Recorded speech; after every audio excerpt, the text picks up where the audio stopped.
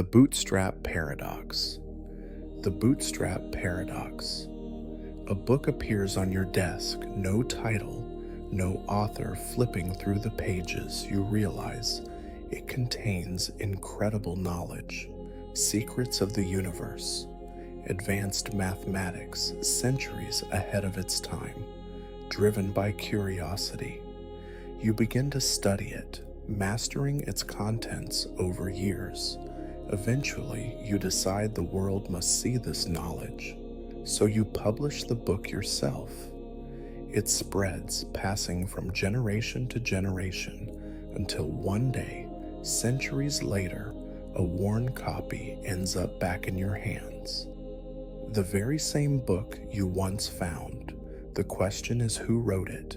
This is the Bootstrap Paradox, a time loop where something exists without an origin, a piece of information, an object, or even a person seems to emerge from nothing, pass through time in a cycle, with no clear point of creation.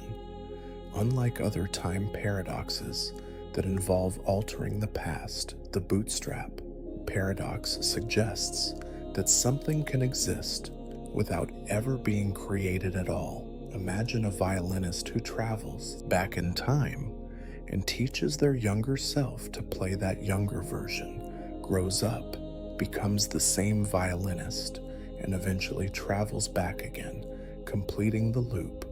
But if no one outside the loop ever taught them, where did the knowledge of playing the violin originally come from? It has no true beginning. It simply exists in an endless loop, violating our understanding of causality. The paradox gets its name from the phrase, pulling yourself up by your own bootstraps, an impossible act of self-creation. It shows up in science fiction all the time, like in stories where a person receives a blueprint for a futuristic machine, builds it, and later travels back to give that same blueprint to their past self. The machine is real. It functions, but who actually designed it? If the knowledge always existed within the loop, then it has no definitive creator physics. Doesn't completely rule out bootstrap paradoxes, especially in theoretical models of time travel. In a universe where closed time loops exist, events could sustain themselves without ever needing an initial cause.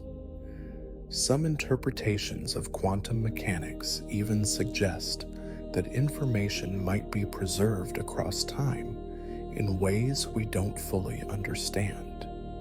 If this paradox is possible, then some of the most fundamental truths we take for granted might not be as certain as we believe after all. If a book, a violinist, or a machine can exist without a creator, who's to say the universe itself didn't emerge the same way? The paradox of the unexpected. The paradox of the unexpected. Hanging. A prisoner sits in his dimly lit cell, awaiting his fate. The warden arrives with an announcement. You will be hanged at noon on a weekday, next week. However, the execution will be a surprise. When the hangman arrives, you will not see it coming. The prisoner, a man of sharp logic, begins analyzing the statement. He reasons that if he can predict the day of his execution, it cannot happen because the warden's condition of surprise would be violated. So he begins to dismantle the possibilities. First, he considers Friday if he is still alive. By Thursday night, then Friday must be the day. But if he knows this in advance, then the execution won't be a surprise. Therefore, Friday is impossible. But if Friday is ruled out, then Thursday becomes the last possible option. And if he is still alive by Wednesday night, then the execution must happen on Thursday, making it predictable, which contradicts the warden's condition, so Thursday is impossible. 2. The prisoner follows this logic backward, eliminating Wednesday, Tuesday, and finally Monday. By the end of his reasoning, he is convinced his execution cannot logically take place. He leans back against the cold stone wall, satisfied that he has escaped his fate with nothing but logic. Yet come. Wednesday at noon, the hangman arrives. The prisoner is dragged to the gallows, completely blindsided. The warden's decree has been fulfilled. The execution was both inevitable and a total surprise. This is the paradox of the unexpected, hanging a riddle that warps reason into contradiction. The prisoner's mistake. He assumed that logical deduction could dictate reality, but paradoxically, his very reasoning, his certainty that he could predict the outcome, became the thing that ensured his surprise. This paradox exists in many forms. In academia, it takes shape as the surprise exam. Paradox: a professor tells students that there will be a pop quiz next week, but they won't know the day the student's reasoning, like the prisoner, attempt to prove that the test cannot occur yet. When the professor hands out the quiz midweek, they are shocked. The paradox plays out in the real world, again and again, as people attempt to predict the unpredictable, only to be caught off guard when events unfold differently, but the implications go deeper. The paradox challenges the reliability of logic itself. The prisoner's reasoning was flawless in isolation. Each step followed logically, but the final conclusion was completely wrong. How can flawless reasoning lead to a false outcome? It reveals something disturbing about certainty. The more convinced we are that we can predict the future, the more vulnerable we become to unexpected events. Just because something seems impossible on paper does not mean reality will abide by those constraints. It also raises a larger question. Can surprise and certainty coexist if an event is guaranteed to happen? Does it lose its ability to be unexpected? And if we assume we can always predict what will happen next, do we set ourselves up for greater shocks when reality defies our expectations? Perhaps that is the true warning hidden in the paradox. The most dangerous surprises are the ones we believe we have ruled out entirely. Zeno's paradoxes. You stand at Zeno's paradoxes, the starting line, ready to cross the room. The distance is short, just 10 steps. You take your first step, then another. But what if someone told you that reaching the other side was logically impossible? This is the strange world of Zeno's paradoxes, a series of ancient thought experiments that challenge the very idea of motion itself. Over 2,000 years ago, the Greek philosopher Zeno of Law proposed these paradoxes to prove a shocking claim. Movement is an illusion. The most famous of these paradoxes is Achilles and the Tor. Imagine the legendary Greek warrior Achilles, the fastest runner of his time, competing in a race against a slow-moving tortoise to make it fair. The tortoise is given a head start now. As Achilles begins running, he quickly reaches the spot where the tortoise used to be, but by then the tortoise has moved forward a little. Achilles reaches this new spot, but by the time he gets there, the tortoise has advanced again. This continues indefinitely. Each time Achilles arrives at the tortoise's previous position, the tortoise has moved slightly ahead. If Achilles must first reach an infinite number of points where the tortoise previously stood, how can he ever overtake it? Another version, The dichotomy, paradox, follows the same logic. Before you can walk across a room, you must first cover half the distance, then half of what remains, then half of that, since this process continues forever. It seems you should never complete your journey. How can you move at all if an infinite number of steps must be taken first? Zeno's argument appears airtight. The logic is sound, yet the conclusion is absurd. We know Achilles will overtake the tortoise. We know we can cross the room. So what went wrong for centuries? Philosophers and mathematicians wrestled with these paradoxes. Some dismissed them as word games, but others saw them as serious challenges to our understanding of reality. The paradoxes raise a deeper question. Is motion real, or is it just an illusion created by our minds? The key to resolving Zeno's paradoxes lies in infinity itself. The mistake is in assuming that an infinite number of tasks must take an infinite amount of time. In reality, the infinite sequence of smaller and smaller steps converges to a finite sum. Mathematics eventually caught up with philosophy. The development of calculus, most notably by Isaac Newton and Gottfried Wilhelm Leibniz, provided a solution. The concept of limits showed that an infinite number of steps could sum to a finite result. Achilles does pass the tortoise. You do cross the room. Motion is possible, even in a world where infinity lurks in every step. Yet some remain unsettled if movement is just a series of infinite divisions. Does reality continuously flow, or is it made up of discrete frames like individual moments, frozen in time? Some interpretations of quantum mechanics suggest the universe itself may not be smooth, but composed of indivisible units at the smallest scales. In this case, Zeno may have been on to something far deeper than he ever realized.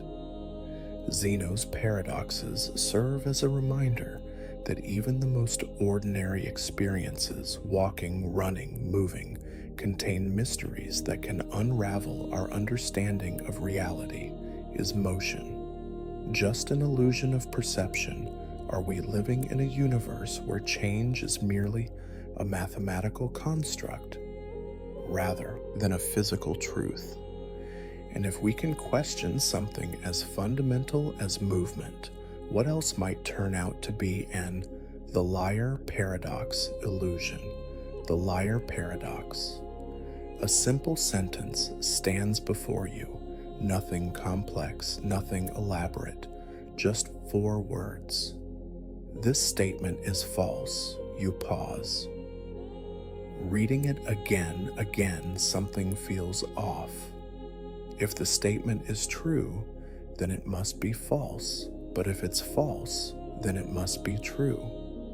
Welcome to the liar paradox, an ancient logical riddle that refuses to be resolved.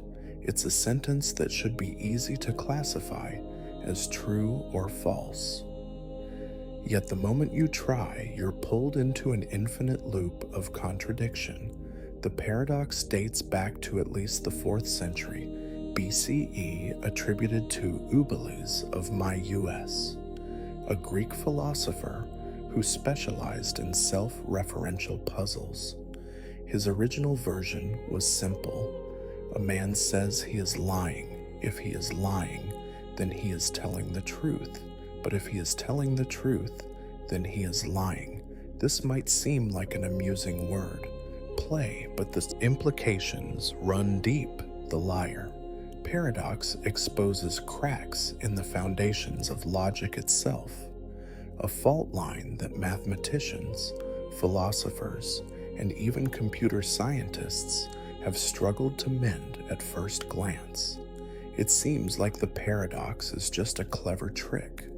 Maybe we should ignore it. dismissing it as meaningless nonsense. But logic doesn't work that way. Every sentence must be either true or false. No exceptions. The liar paradox breaks this rule, creating a statement that cannot logically exist. Yet clearly does. One way to escape the paradox is to claim that truth and falsehood are not the only possibilities, that some statements exist in a strange, in-between state. Some logicians propose truth gaps, where a sentence is neither true nor false. Others suggest truth gluts, where a statement is both true and false.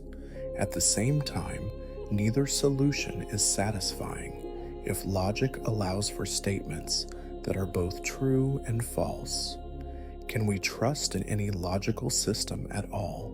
For most of history, paradoxes like this were little more than intellectual curiosities. But in the early 20th century, they exploded into a full-blown crisis. Bertrand Russell, one of the greatest logicians of all time, discovered that self-referential paradoxes like the liar paradox weren't just fun puzzles, they were fundamentally breaking mathematics. Russell's discovery forced the mathematical world into an existential crisis. What if all of mathematics was built on unstable foundations?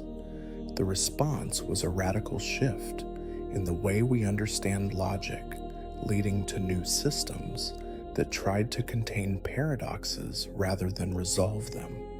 Mathematicians like Kurt Gödel took the lesson even further, proving that some truths will always be beyond our reach. That even the most perfect logical system contains statements that can never be proven. The liar paradox doesn't just threaten mathematics, it also haunts computer science, linguistics, and even artificial intelligence. Any system that relies on logic must contend with the problem of self-reference. If a machine encounters a version of the liar paradox, what should it do? Some AI researchers worry that self-referential loops like these could cause AI systems to lock up, crash, or produce unpredictable results. If a machine is programmed to analyze truth but encounters a statement that defies categorization, how does it respond even? Beyond AI, the paradox seeps into philosophy and epistemology, the study of knowledge itself. If we can't even define truth and falsehood with absolute certainty, how can we trust any statement at all? The liar paradox is more than just a curiosity. It is a crack in the very structure of thought. It challenges the basic assumption that words and logic can map onto reality in a consistent way. And if something as simple as a single sentence can throw our entire system of reasoning into disarray, what else might be lurking in the depths of our understanding, waiting to unravel everything we believe to be true? The ship of Theus. Paradox, a legendary ship, rests in a harbor. The ship of Theseus. Paradox preserved for generations. Over the years, its wooden planks begin to rot slowly, piece by piece. They are replaced first, a mast, then the sails, then entire sections of the hull. Decades pass until every single part of the ship has been swapped for a new one. And then it comes the question that philosophers have struggled with for over 2 millennia. Is it still the same ship? This is the ship of Theus. Paradox, an ancient thought experiment that challenges our deepest intuitions about identity, continuity, and change, first recorded by Plutarch, a Greek historian from the 1st century AD. The puzzle asks, if every part of something is replaced, is it still the same thing, or has it become something else entirely? L. At first, the answer seems obvious. Of course, it's still Fiege's ship. The process of repair was gradual, and at no point did it suddenly cease to be itself. But the paradox doesn't end. There, imagine that every removed plank from the original ship is carefully stored, preserved, and reassembled elsewhere. Over time, a second ship identical to the original in every way comes into existence. Now we have two ships, one made of entirely new parts but continuously maintained, one made of the original planks reassembled in the same shape. Which one is the real ship of Theus? Some argue that the ship that remained in the harbor is the original. It never disappeared, and its function and identity were preserved. Others claimed that the reassembled ship, built from the original materials, is the true ship after all. If you saw a person slowly fade away and another person appear with their exact body parts, wouldn't you assume the second one is the same as the first? This is where the paradox grips us both. Answers seem correct, yet they contradict each other at its core. The ship of Theus is about what it means for something to remain itself over time, and it's not just a problem for ships. This paradox applies to everything, including you. Every cell in your body is constantly dying and being replaced in a span of several years. Nearly all the atoms that make up your body have been swapped out. Are you still the same person you were a decade ago? If the answer is yes, then what exactly makes you? You, is it your physical matter or something else? Your memories, consciousness, and continuity of experience. Neuroscientists and philosophers debate whether personal identity is tied to physical continuity or the persistence of thought. Some argue that a person is not their body, but rather a pattern of information, a continuity of memory and self-awareness rather than a specific collection of molecules. The ship of Theus. Paradox isn't just a historical puzzle. It has real-world consequences in fields ranging from law and medicine to artificial intelligence and physics. Consider organ transplants and medical advancements. If a person undergoes multiple organ transplants, synthetic limb replacements, or even a future scenario where their consciousness is uploaded to a machine, at what point do they stop being themselves? What about corporations and institutions a company might replace? Every employee change its leadership and rebuild its offices, yet still claim to be the same organization. But if every defining feature has changed, is it truly the same entity even in the realm of artificial intelligence? The paradox looms. If an AI system undergoes continuous upgrades, replacing every line of its original code while retaining its function, is it still the same intelligence? There is no single answer to the ship of Theus. Paradox, some suggest that identity is not absolute, but a fluid evolving concept. Things don't have a single true essence, but rather a shifting continuity that we recognize. Others argue that identity is merely a convenient illusion, something we impose onto an ever-changing reality to make sense of the world, but whether applied to ancient ships, human consciousness, or the future of artificial intelligence. One thing remains clear: everything changes, and in a world where nothing remains the same forever, what does it truly mean to exist? Quantum immortality, paradox, a gun. Quantum immortality. Paradox is aimed at your head. It is connected to a quantum device, one that measures the spin of a subatomic particle. If the particle spins one way, the gun fires. If it spins another, the gun does nothing. The trigger is pulled, but no matter how many times the experiment runs, from your perspective, the gun never goes off every time the quantum measurement is made.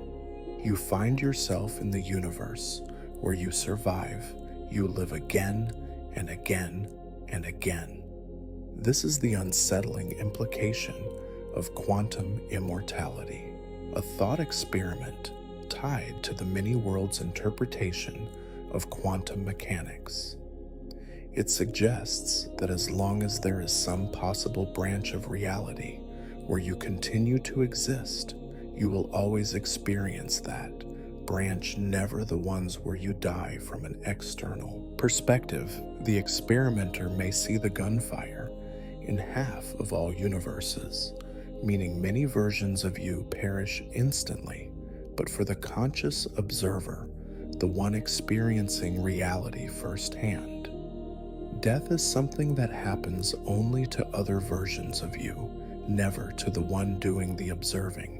It all begins with the Schroeff's cat paradox, where a cat in a box exists in a superposition of both alive and dead states.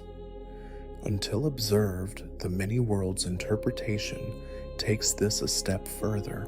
Instead of the wave function collapsing into one definitive outcome, reality itself splits. The cat is alive in one universe and dead in another, both existing simultaneously. Apply this to a human observer, and the implications become even more bizarre. If consciousness follows the path where survival is possible, does that mean death is always something that happens to other people, other versions of yourself? Could an individual experience a subjective immortality, never encountering an end to their own existence, but instead waking up in increasingly improbable realities where they somehow persist? It wouldn't mean aging indefinitely or avoiding misfortune. It would mean that no matter the odds, you always find yourself in the version of events where you survive. The universe conspires, not by design, but by sheer probability to ensure your continued existence. At first, this seems absurd. We see death all around us, an unavoidable consequence of life itself.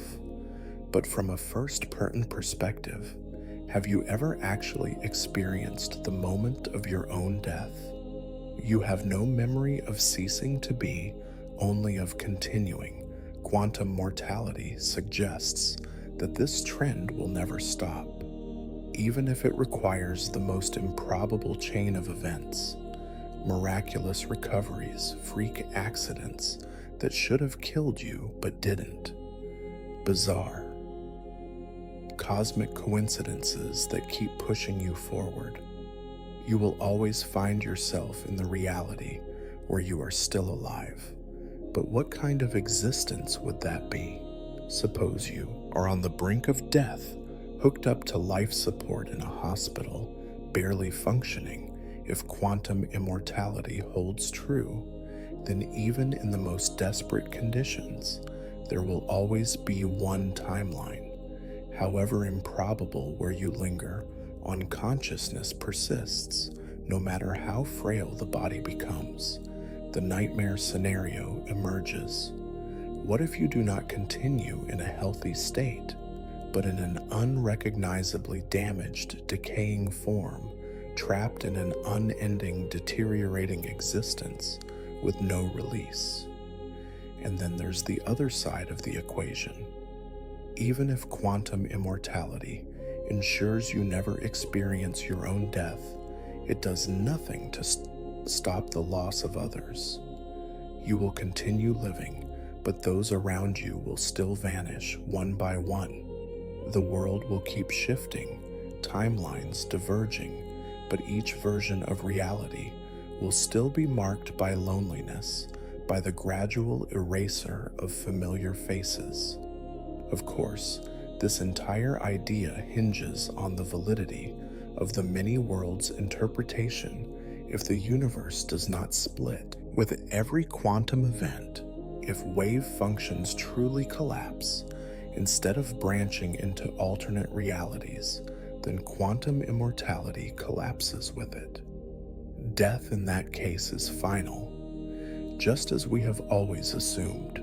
But if the many worlds interpretation is correct, and every possibility plays out somewhere, then in at least one version of reality, your story never ends. You simply continue forward, always surviving, always waking up to another day even when the odds dictate otherwise. And if that is true, the question is no longer if you will live forever, but how long you will endure before you wish you the grandfather paradox. Hadn't the grandfather paradox you step into a time machine, the hum of hidden energy vibrating through the metal walls. The path stretches before you, an open book waiting to be rewritten. But what happens if in your journey backward, you do the unthinkable, erasing your own lineage before it even begins? Could you still exist to make that choice? Or have you just created an impossible contradiction, one that defies the very nature of time itself? The grandfather paradox is one of the most famous problems in time travel philosophy, a logical knot that tightens the moment you try to unravel it. Suppose you go back in time and prevent your grandfather from meeting your grandmother. If you succeed, one of your parents is never born, which means you are never born. But if you were never born, then how did you ever go back in time? In the first place, the paradox loops endlessly, spiraling into an absurd impossibility. The contradiction seems straightforward, but the implications stretch far beyond a simple thought experiment. If time traveled to the past were possible, it would mean that causality, the principle that every effect has a cause, could be broken. The very foundations of logic and physics would crumble under the weight of an action that erases its own cause. And yet the concept of time, loops, altered histories, and self, negating events has fascinated philosophers and scientists alike. One possible resolution to the paradox is that nature itself prevents such contradictions. This idea, known as the Novikov self-consistency principle, suggests that time might work in a way that avoids paradoxes altogether. If you travel to the past, you may still interact with events, but only in ways that preserve the future that led you there. Every attempt to change history would be subtly corrected, leading to the same outcome, perhaps a series of chance accidents, preventing you from ever meeting your grandfather or ensuring that your actions somehow lead to his fate, remaining unchanged. But what if the universe is less rigid? Some theories propose that every action creates a branching timeline, meaning that if you were to alter the past, you wouldn't your own existence. You would simply create a separate reality where you never existed. This many worlds interpretation of quantum mechanics suggests that parallel timelines constantly diverge from every possible choice, meaning your trip to the past wouldn't change the reality you left, but would instead spawn an alternate history where a version of you never came to be. This raises further unsettling questions. If infinite timelines exist, does that mean every possible version of events has played out somewhere? Are there countless versions of you, each navigating their own fate, unable to alter the path of another? Or do timelines collapse back into coherence, leaving only one stable history behind? Some theorists suggest that time might not be a simple sequence of events, but rather an illusion, with all moments past, present, and future existing simultaneously. This block universe theory views time as a landscape where traveling backward wouldn't allow you to rewrite reality, but merely to observe a fixed past, like walking through a museum of frozen moments. And yet the paradox refuses to die. If the past is set in stone, does that mean free will is an illusion? If multiple timelines exist, does every choice spawn infinite new realities? If contradictions must be avoided, does that mean time itself is self-correcting, the grandfather par? Paradox sits at the heart of these mysteries, an unresolved enigma that stretches the limits of what we think we understand about reality. For now, time travel to the past remains a concept of fiction locked behind the constraints of relativity and causality. But if the day ever comes when a machine can transport someone backward through history, one question will remain. Will they be a traveler, an observer, or a paradox waiting to happen? The Banach-Tarski paradox. The Banach-Tarski paradox. A sphere sits before you, perfectly round, solid and unbroken. You reach out, take it apart, and somehow you now hold not one, but two identical spheres. No stretching, no shrinking, no loss of material. You started with one object, and now you have two each, identical to the original. No laws of physics were broken, and yet something deeply unsettling has just occurred. This is the Bakhtari paradox, a mathematical enigma that defies intuition and bends reality to its breaking point at its core. The paradox states that under the right conditions, a solid sphere can be divided into a finite number of pieces and reassembled into two identical copies of itself without adding or removing any material. It is an absurd proposition, one that suggests infinite creation from nothing, as if you could take an apple, break it apart, and reconstruct two apples of the exact same size. If this were possible in the physical world, it would mean infinite matter could be generated from a single object, defying the conservation of mass and energy. The paradox emerges from the strange world of set theory and higher dimensional mathematics. In the early 20th century, mathematician Stephen Banach and Alfred Tarski demonstrated that using the principles of geometric decomposition, a three-dimensional object could be divided and rearranged in such a way that its total volume doubles. The process relies on an unsettling fact about infinite sets. In the abstract realm of mathematics, objects do not behave as they do in reality. This mind-bending result stems from a branch of mathematics called measure theory, which studies how to assign volume to shapes in the real world.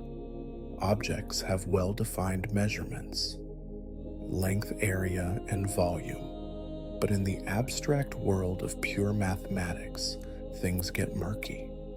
The pieces into which the sphere is divided are not ordinary fragments, but infinitely complex, non-measurable sets, so intricate that they have no defined volume on their own. When these fragments are reassembled in just the right way, they form two complete spheres, as if volume itself had been conjured from thin air. Of course, there is a catch. The Banach-Tarski paradox is purely mathematical. Result, it cannot be performed in the physical world. The construction requires breaking an object into an infinite number of infinitely complex pieces, something that is impossible with real-world atoms and molecules. Physics imposes strict limitations on how matter can be divided and rearranged, but the paradox still raises deep philosophical questions. If mathematics is supposed to describe reality, how can it produce results that seems so utterly impossible? And if our understanding of space volume and measurement is based on mathematical principles, what does it mean when those principles allow for such contradictions? One unsettling implication of the paradox is its connection to the concept of infinity. The universe, as vast as it is still thought to be bound by the conservation laws of physics. But if an infinite process could be realized, could infinite energy or matter be extracted from a single source? Does the paradox suggest a deeper, hidden structure to reality, one where space itself might behave differently at fundamental levels, even in mathematics?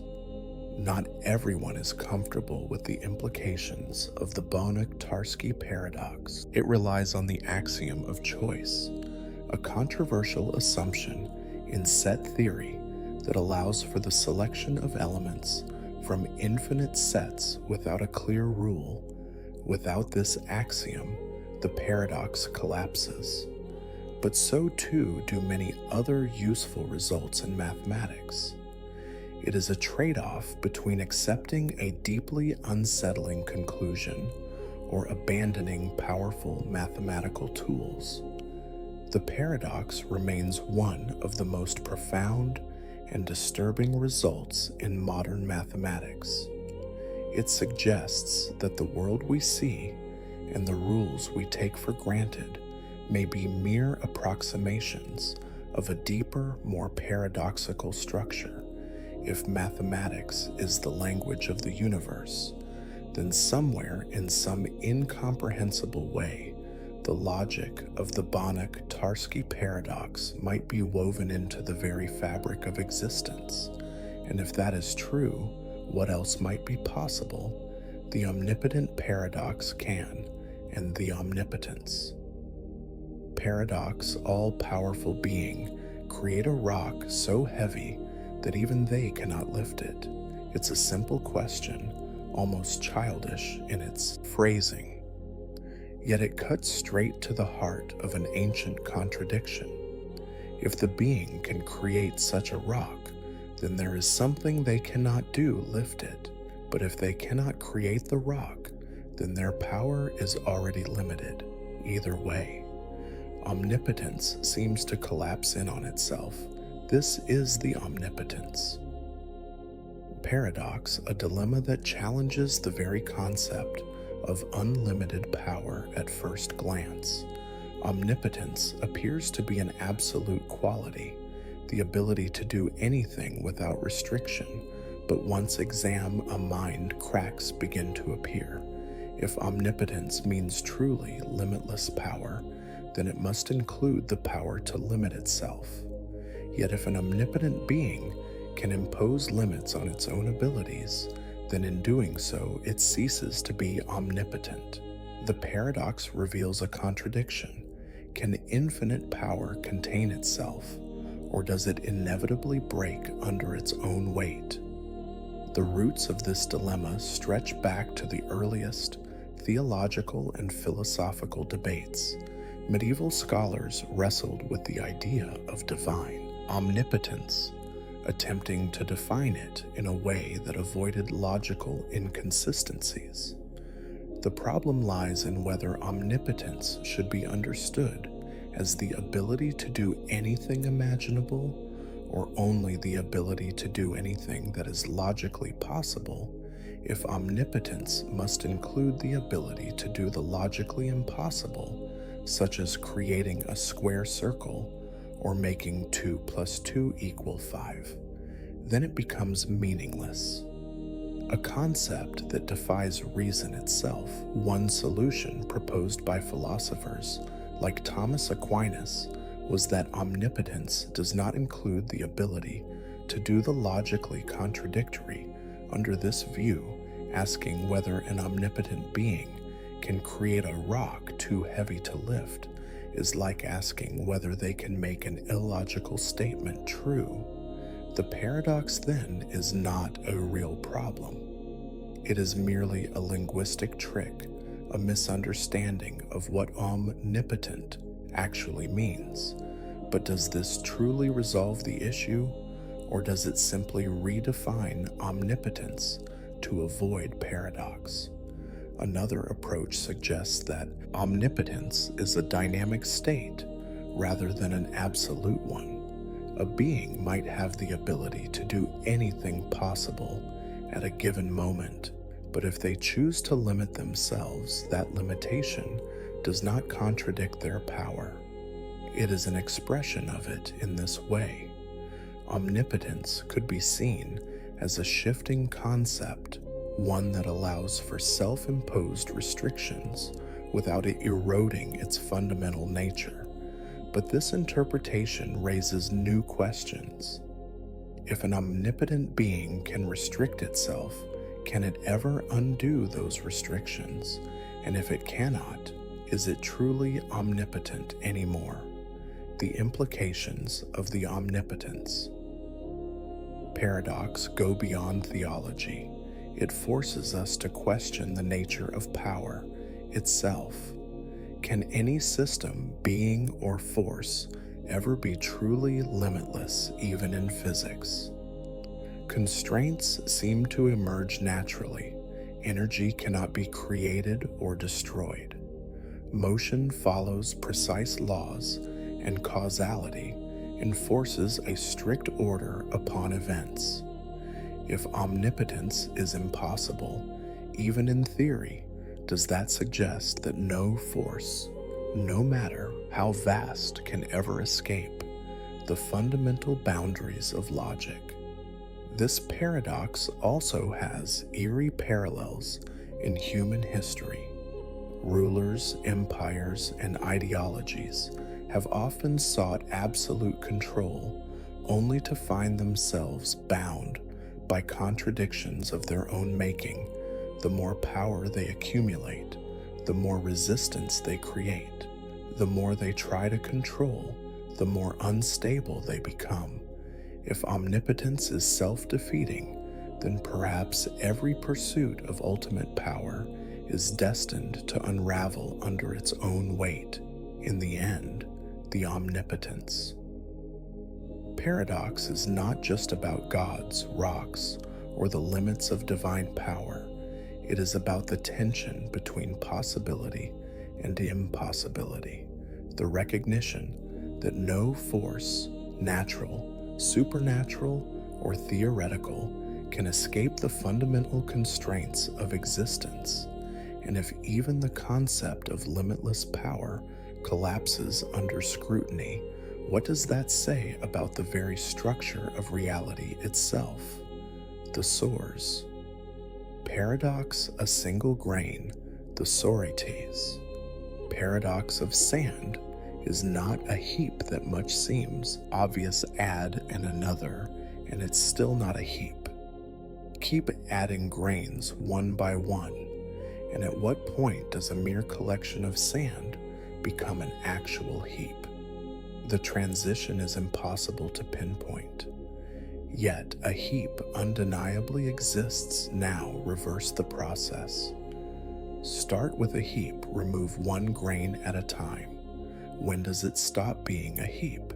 If there's no precise moment where the change occurs, then does the heap ever truly exist? This is the Soar paradox, a deceptively simple dilemma that exposes the fundamental ambiguity in how we categorize the world. It is a paradox of vagueness, a fracture in our understanding of boundaries, numbers, and definitions. It applies to far more than just heaps of sand, stretching into identity, morality, and even reality itself at its core. The paradox reveals the problem of continuum, where one state gradually transforms into another without a clear dividing line. Imagine a person slowly going bald. If one hair is lost, they are not bald. If two, still not, but at some point they are undeniably bald. The same problem arises when defining old age wealth, intelligence, or even consciousness. When does a child become an adult? When does a developing mind become self-aware? How many molecules can you remove from a chair before it ceases to be a chair? If no single moment or change is definitive, then do these categories have any real meaning? The origins of the source paradox. Trace back to the ancient Greek philosopher Eubulus, who crafted it to challenge the assumptions behind logic and language in the strictest sense. Logic demands clear distinctions. Something is either true or false, X or not X, but the paradox shows that reality often refuses to obey such rigid classification categories that feel precise, break down under scrutiny, revealing their inherent fuzziness. Philosophers and logicians have attempted to resolve the paradox in multiple ways. One approach is to accept that categories like heap or bald are inherently vague. This leads to the study of fuzzy logic, a system where truth exists on a spectrum rather than in binary terms. Instead of saying someone is bald or not bald, fuzzy logic assigns a degree of baldness, a percentage rather than a yes or no answer. This mirrors how humans naturally perceive things, yet it still doesn't answer the deeper question: where do we draw the line, and does such a line truly exist? Another attempt at resolution involves rejecting the idea that precise definitions are necessary at all. Some argue that just because we cannot pinpoint an exact boundary does not mean the concept is meaningless. A heap of sand still exists even if its definition is flexible, but this raises another unsettling problem. If boundaries are arbitrary, then how can we justify any classification if we accept this vagueness in everyday language? Does it also apply to ethics, identity, and truth itself? Consider morality. If one small unethical act is insignificant, then so is the next and the next. But where does minor wrongdoing cross the threshold into full-scale corruption? The same logic applies to personal identity. You are not the same person you were 10 years ago. Your thoughts, experiences, and even the molecules in your body have changed, but at no single moment did you cease to exist and become someone else. If personal identity is as vague as a heap of sand, then what truly defines the self, the source? Paradox does not just expose the limitations of language. It calls into question the very way we construct reality. If our understanding of existence relies on boundaries that do not actually exist, then how stable is our perception of the world? It suggests that much of what we take for granted, concepts, identities, truths, may be built upon foundations that are inherently undefined. So does a heap of sand exist?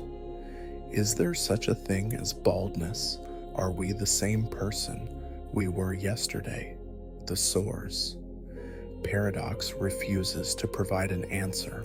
Instead, it forces us to confront the unsettling possibility that reality is not as neatly divided as we like to believe, And if so much of what we assume to be real is built upon arbitrary distinctions, what else in our world is nothing more than an illusion of certainty? Russell's paradox. There are Russell's paradox.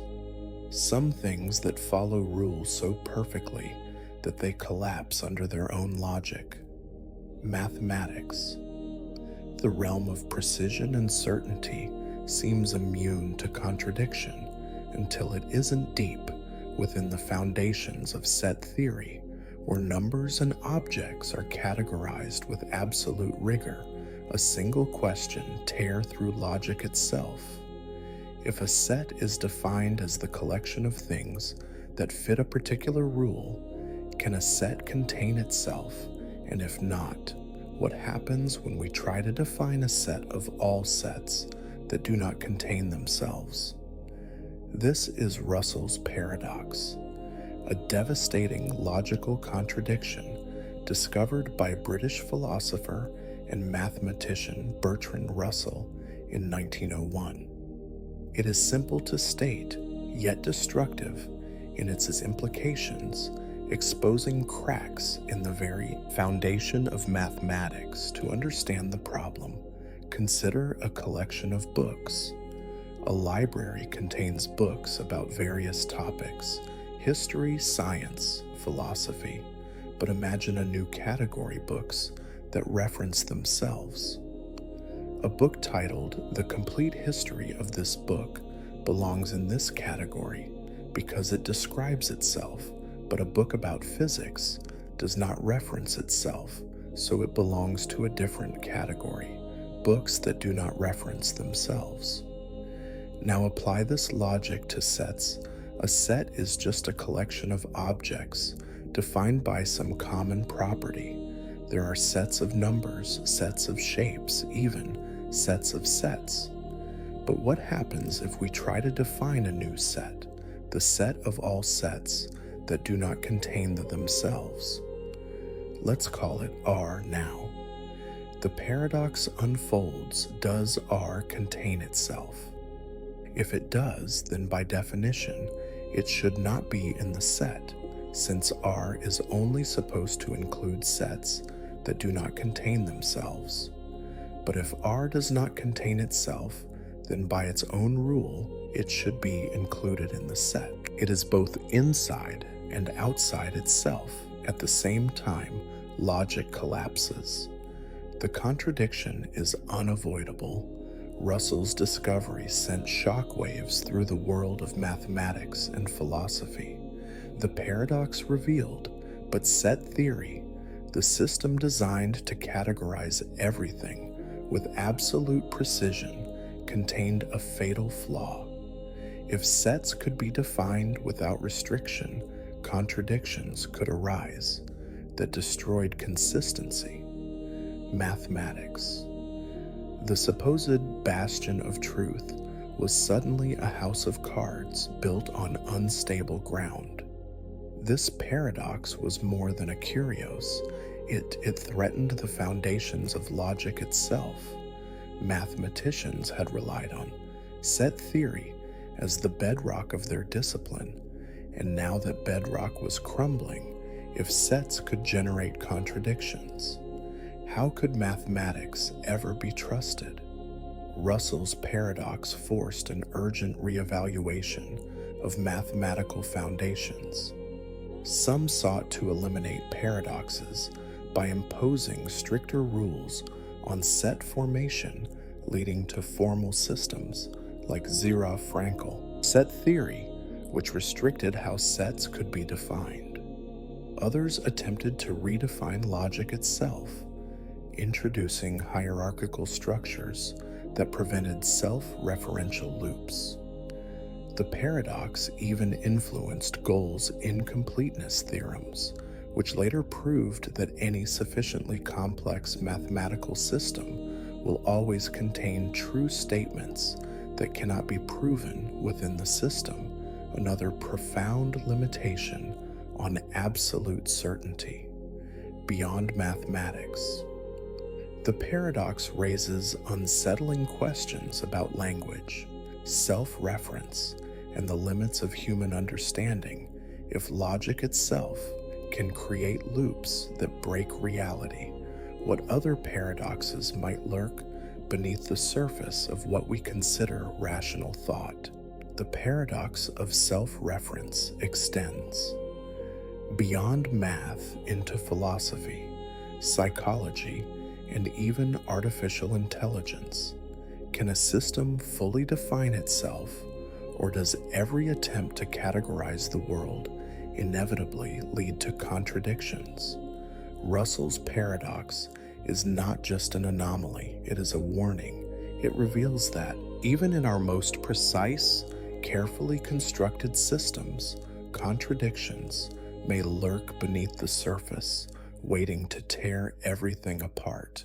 And if the very foundation of logic can contain a paradox, what does that say about our ability to truly understand reality?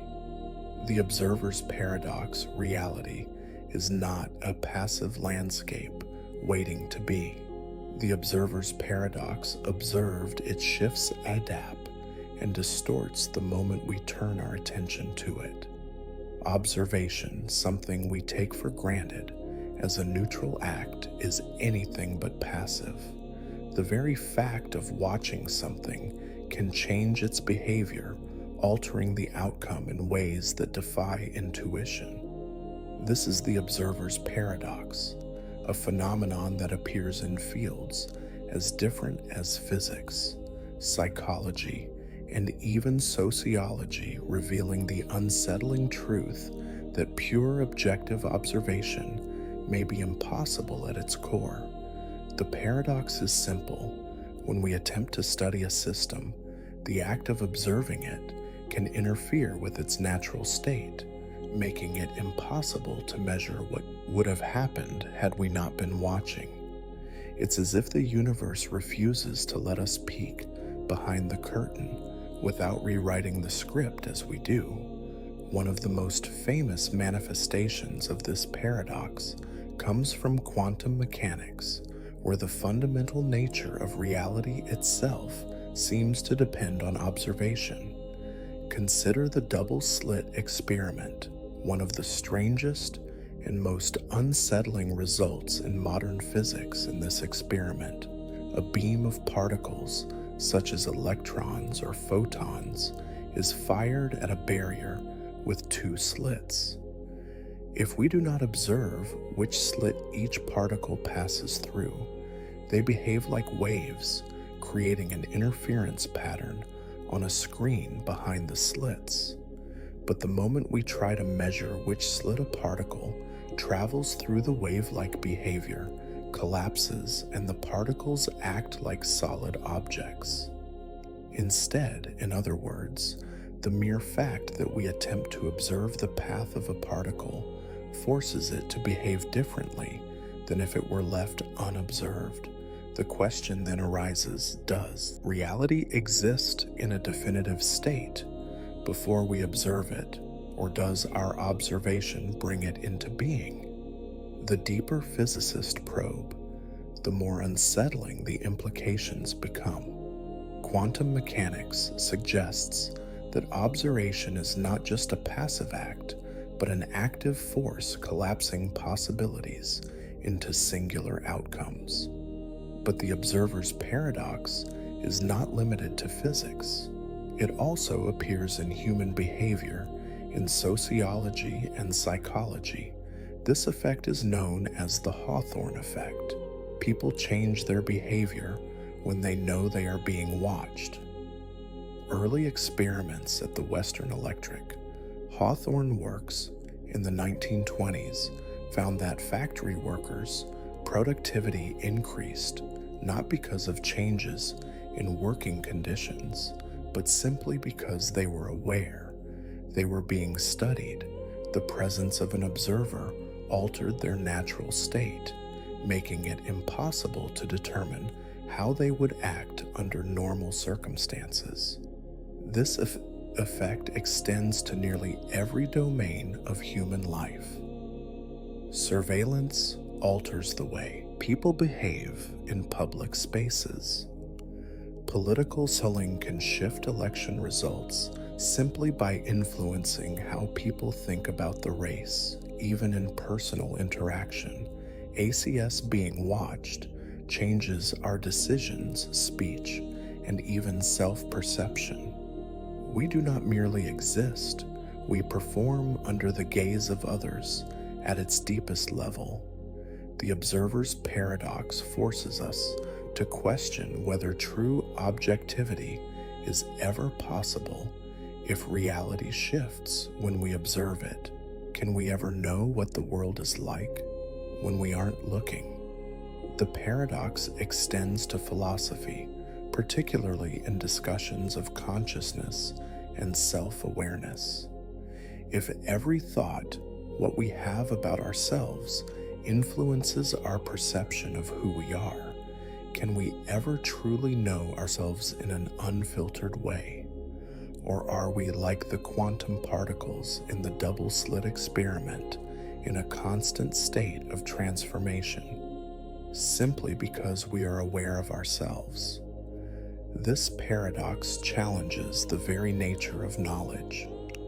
Scientific inquiry assumes that we can study the universe without interfering with it. Yet, time and time again, we find that the act of observe is inextricable from what is observed. The closer we look, the more we distort what we are trying to understand. Perhaps this paradox is a fundamental feature of reality itself. Maybe the universe does not have a fixed state, but instead shifts and adapts in response to the conscious entities that try to measure it. If that is true, then the search for objective truth may forever be limited by the very minds that seek it. The unexpected lottery paradox. The unexpected lottery paradox. Lottery ticket is worthless. The odds of winning are so infinitely small that no rational person should ever expect to win, and yet someone does. Someone always does the unexpected. Lottery paradox forces us to confront a contradiction at the heart of probability, logic, and belief. If an event is so unlikely that we have no reason to expect it, how do we make sense of the fact that it still happens?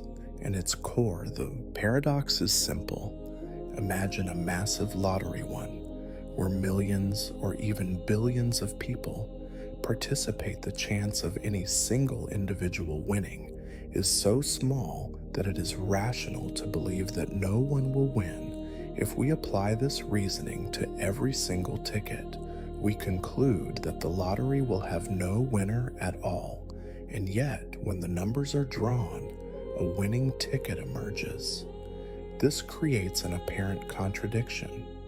We were logically justified in believing that no one would win, and yet we were inevitably proven wrong. This paradox is closely related to the problem of probabilistic reasoning, where extremely low probabilities lead to seemingly absurd conclusions. Consider another version of the paradox. A fair coin is flipped 1,000,000 times.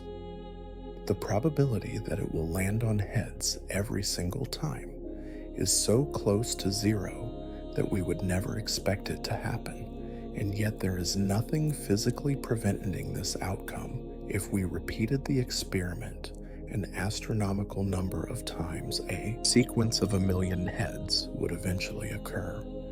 The paradox is not in the result itself, but in the tension between expectation and reality, between what we believe to be impossible and what is merely improbable. This problem extends beyond gambling and probability theory.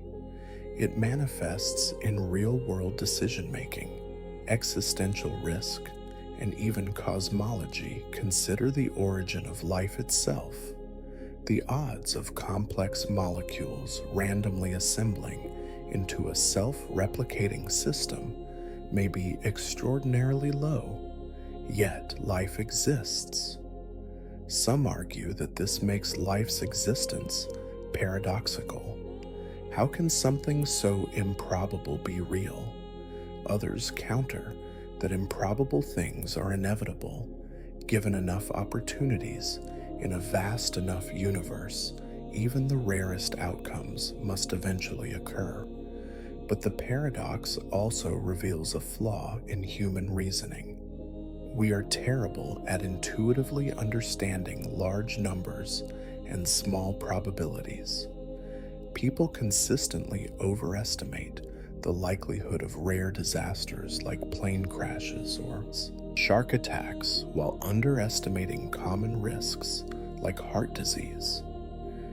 In contrast, we assume that extremely low probabilities mean something will never happen, even when we know that rare events must occur somewhere. Sometime, this is unsettling implication for our perception of reality if an event is so unlikely that we have no reason to believe in it. Should we still prepare for it? Should we live as if the highly improbable is in fact possible? The paradox suggests that dismissing rare events outright is a mistake, because eventually the impossible happens. Philosophically, this paradox challenges the foundation of inductive reasoning, the idea that we can predict the future based on past experiences. We assume that just because something is unlikely today, it will remain unlikely forever. But as the lottery paradox reminds us, unlikelihood does not mean impossibility. The moment the winning ticket is drawn, the impossible becomes real. So how do we reconcile this paradox? Some argue that we should rethink our expectations instead of assuming that highly improbable events will never happen. We should accept that in a world of vast possibilities, the absurd is inevitable. Others take a more practical approach, acknowledging that while rare events do occur, they are not predictable enough to be useful in decision-making. But the tension remains if logic tells us that the winner of a lottery should not expect to win.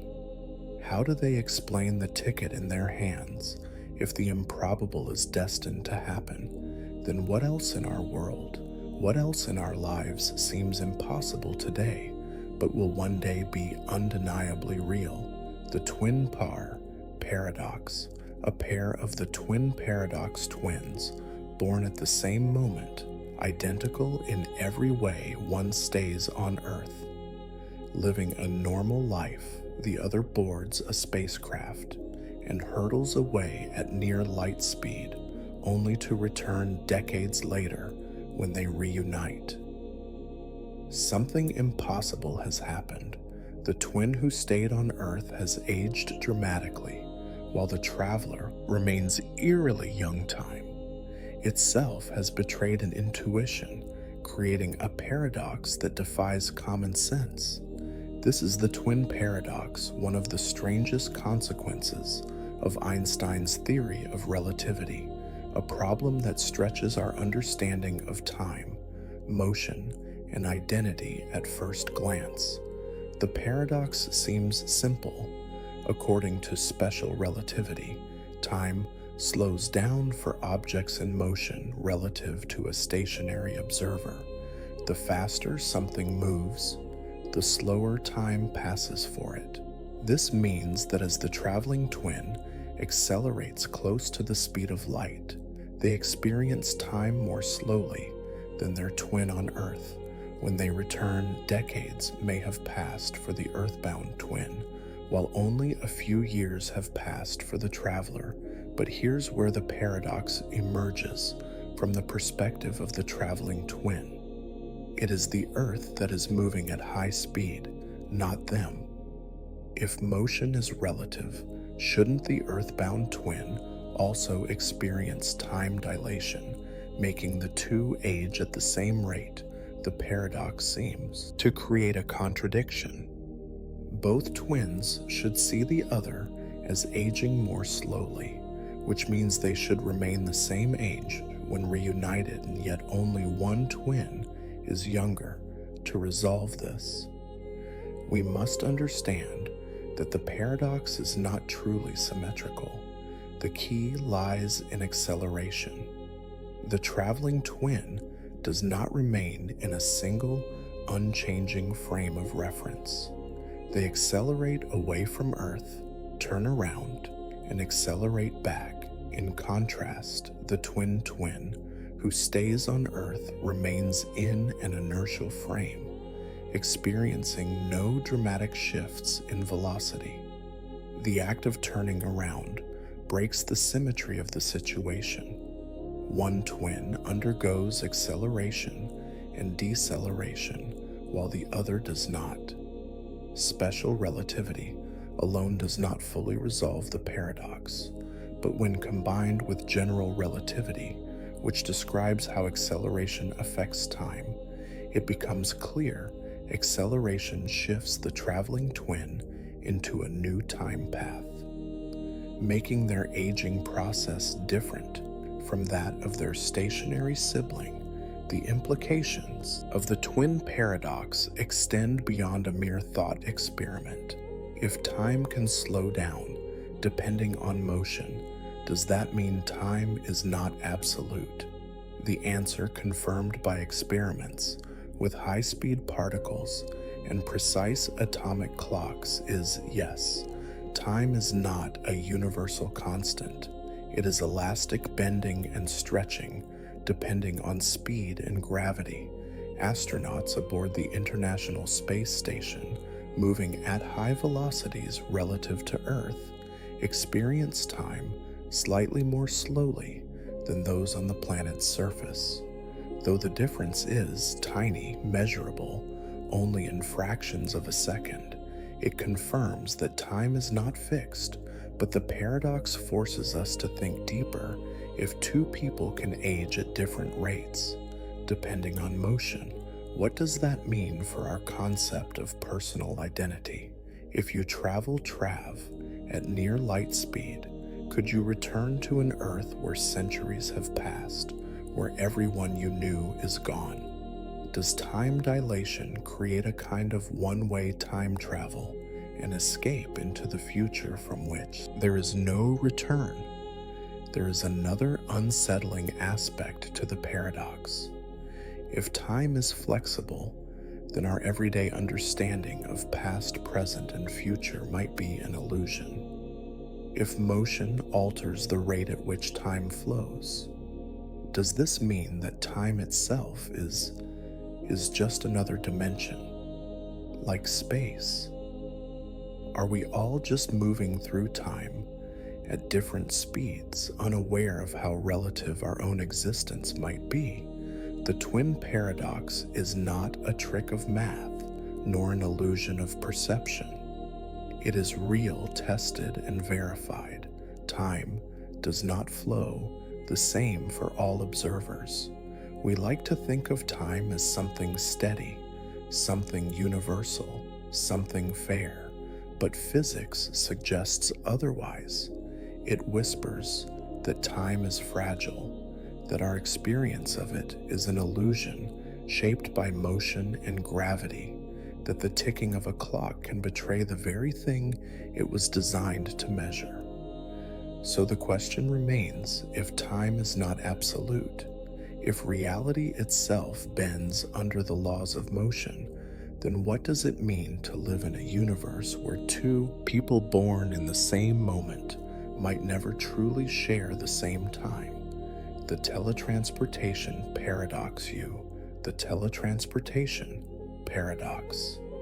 Step into a machine, a marvel of technology, a transporter capable of dismantling you, atom by atom, recording your entire molecular structure, and transmitting the data across space to a distant location, there using raw matter.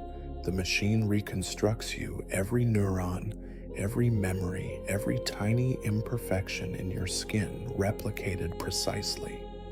You step out feeling normal, remembering your life exactly as it was before. But was the you that entered the machine truly the same as the one that emerged, or did the original version of you die, leaving behind only a perfect copy? This is the teletransportation paradox, a thought experiment that challenges our deepest intuitions about identity, consciousness, and what it means to exist. If a machine could perfectly copy you, molecule for molecule, and recreate you elsewhere, would you still be you, or would the original you cease to exist with only a replica remaining? The paradox begins with a simple question. What defines the self if identity is purely a matter of physical arrangement? Then as long as the copy is identical, it must be the same person. But if identity is tied to an unbroken continuity of experience, then the original dies and the copy, no matter how perfect, begins a separate existence. Consider a disturbing variation instead of disassembling you. The transporter malfunction functions. Instead of destroying the original, it simply creates a second version of you at the destination. Now there are two of you. Which one is the real you? If both versions remember stepping into the machine, recall every childhood memory, and share the same thoughts, how can one claim to be more authentic than the other, and yet standing face to face, each would see the other as an imposter? The problem grows more unsettling when we apply it to everyday life. What if this isn't just a problem for futuristic teleportation, but something that happens all the time? The human body constantly replaces its cells. Most of the atoms in your body are not the same ones you were born with. If identity persists despite physical change, then what exactly makes you the same person from one moment to the next if a perfect copy of you exists and you feel like you are still you? What stops it from being you just as much as the oracle? Some philosophers propose that consciousness is an illusion of continuity, a trick of the brain that stitches together experiences into a seamless flow. But the teletransportation paradox forces us to question whether this continuity is real or just a comforting narrative. If a machine could perfectly replicate you in an instant without you ever realizing a transition occurred, would it make any difference? And if it does, if something vital is lost in the copying process, then what exactly is that essence and where does it go? The paradox also has implications for the future of human existence. If we could upload consciousness into machines, preserving every memory and personality trait, would the uploaded version be truly you or just an imitation? Would you survive the process or would you die, leaving behind only a ghost in the machine? Some argue that identity is merely pattern continuity, not physical continuity. If a person's consciousness is defined by their thoughts, memories, and behaviors, then as long as those are preserved, identity remains intact. By this logic, teleportation is no different from waking up each morning. The old self ceases to exist, and a new self, indistinguishable from the old, takes its place. But if this is true, then every moment is a kind of teletransportation, with the version of you that exists now being no more connected to the past than a perfect replica would be. So the question lingers: if you step into the machine, knowing you will emerge on the other side in perfect condition, do you trust it or do you hesitate, sensing that something indescribable, something beyond atoms and data, might be lost. The Sleeping Beauty Paradox Forever. The Sleeping Beauty Paradox. A researcher approaches you with a peculiar experiment. You will be put to sleep on Sunday, and a fair coin will be flipped if it lands heads. You will be woken up on Monday, and then the experiment ends. If it lands tails, you will be woken up on Monday, put back to sleep, and then woken up again on Tuesday. Each time you wake up, your memory of prior awakenings will be erased when you wake up disoriented, but aware of the experiment. The researcher asks you one question. What is the probability that the coin landed heads? At first glance, the answer seems obvious. The coin is fair, meaning it has a 50% chance of landing heads and a 50% chance of landing tails. But the moment you wake up, things become far less certain, given that your memory is wiped between awakenings. You have no way of knowing whether today is Monday or Tuesday. All you know is that you are awake. But how should that influence your probability assessment? This is the Sleeping Beauty Paradox, a deceptively simple probability puzzle that fractures logical intuition. The core question is, does the mere fact of waking up change the way probabilities should be assigned? Two camps, known as halfers and thirds, have battled over the answer for years, each believing the other is making a fundamental mistake. The hater argument is straightforward before the experiment. Sleeping Beauty knows the coin has a 50% chance of landing heads and a 50% chance of landing tails. Since waking up doesn't change any fundamental information about the fairness of the coin, the probability of heads remains 50%. In other words, the number of awakenings shouldn't affect the original probability. The thirder argument, however, considers a different perspective. If the coin lands heads, you wake up once on Monday.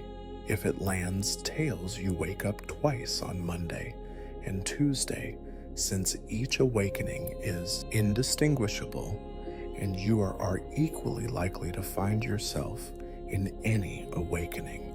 There are three possible situations in which you could find yourself. 1. You wake up on Monday after a heads result. 2. You wake up on Monday after a tails result. 3. You wake up on Tuesday after a tails result. Only one out of these three situations corresponds to the coin landing heads. Since you must be in one of these three scenarios, but cannot tell which, the probability of heads upon waking is 1/3, or roughly 33%, rather than 50%. This reasoning hinges on the fact that the number of times you wake up is directly tied to the coin flip's outcome, since waking up twice is twice as likely. In the tails case, the probability should reflect this bias. The paradox challenges how probability should be assigned when events depend on subjective experience, on how many times an observer exists rather than just raw chances. The Sleeping Beauty paradox isn't just an abstract thought experiment. It raises fundamental questions about how probabilities should be interpreted in real-world scenarios. Some theorists link it to the anthropic principle, the idea that our own existence should influence how we assess probabilities about the universe if we are part of an experiment where some realities contain more versions of us than others. Should we consider our presence as evidence weighting the odds? The paradox also has implications for quantum mechanics in the many worlds interpretation. Every quantum event spawns multiple universes, each representing a different outcome. If reality splits into different branches with varying numbers of observers, should probability shift accordingly? Could Sleeping Beauty's experience serve as an analogy for our own place in the multiverse? But perhaps the most unsettling part of the paradox is its challenge to how we perceive certainty in everyday life.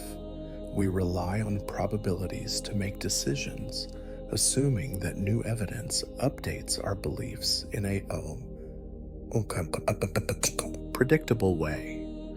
Yet here, even when no new information is introduced, the very act of being conscious forces a reassessment of reality.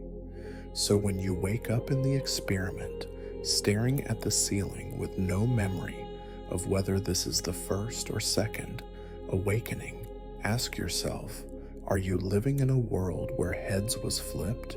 Or are you simply more likely to exist in a world where tails created more versions of you? And if the nature of probability itself depends on the observer, what does that mean for every waking moment of your own, the infinite hotel paradox life? The infinite hotel paradox. A weary traveler arrives at a hotel after a long journey, hoping to secure a room for the night. The receptionist, a well-dressed man with an unnervingly calm demeanor, greets him with an apologetic smile. "I'm terribly sorry," he says, "but we are completely full." The traveler looks up at the sign above the entrance, Hilbert's Grand Hotel, infinite rooms, infinite guests. How can a hotel with an infinite number of rooms be full? And more importantly, if every room is occupied, why does the receptionist smile?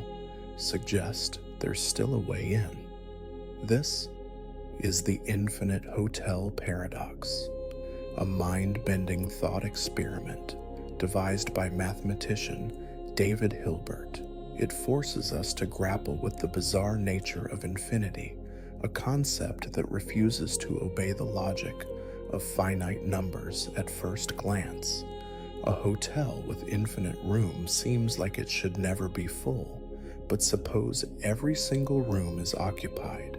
If a new guest arrives, it appears as though there is simply no space left. Yet, Hilbert's receptionist offers a solution. Not to worry, he says, I'll simply shift every guest one room over. The person in room 1 will move to room 2, the guest in room 2 will move to room 3, and so on. Since there's no last room, we can keep shifting forever. Room 1 is now vacant, and the traveler is free to check in, a hotel that is both full and able to accommodate more guests defies intuition, but this is the paradox of infinity. There is always room for more, but the real strangeness begins when larger groups arrive. Suppose an infinite number of travelers show up, each hoping for a room.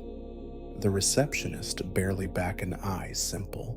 He says every guest will move to a room number that is twice their current number. The guest in room 1 moves to room 2. The guest in room 2 moves to room 4.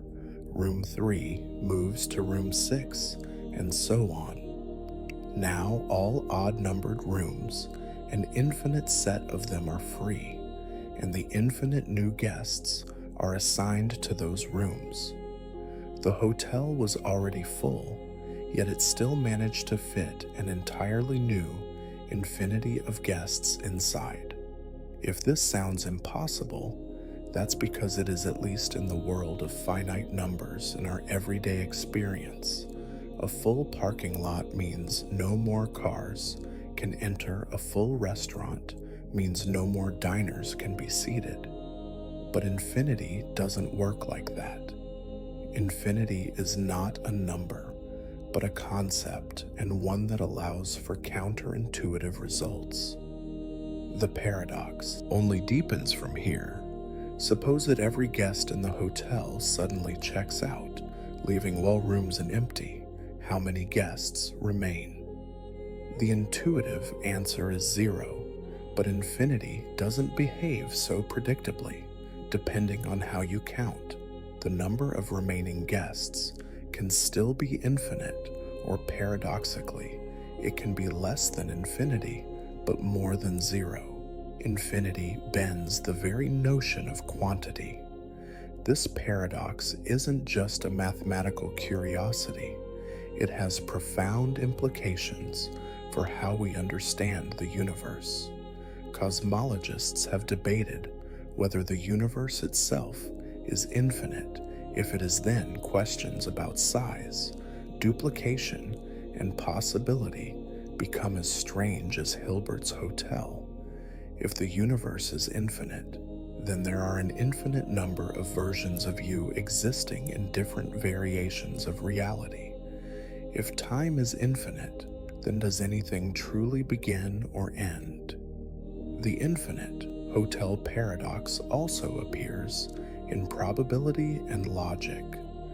If an infinite universe contains an infinite number of events, then every possibility, no matter how unlikely, must happen.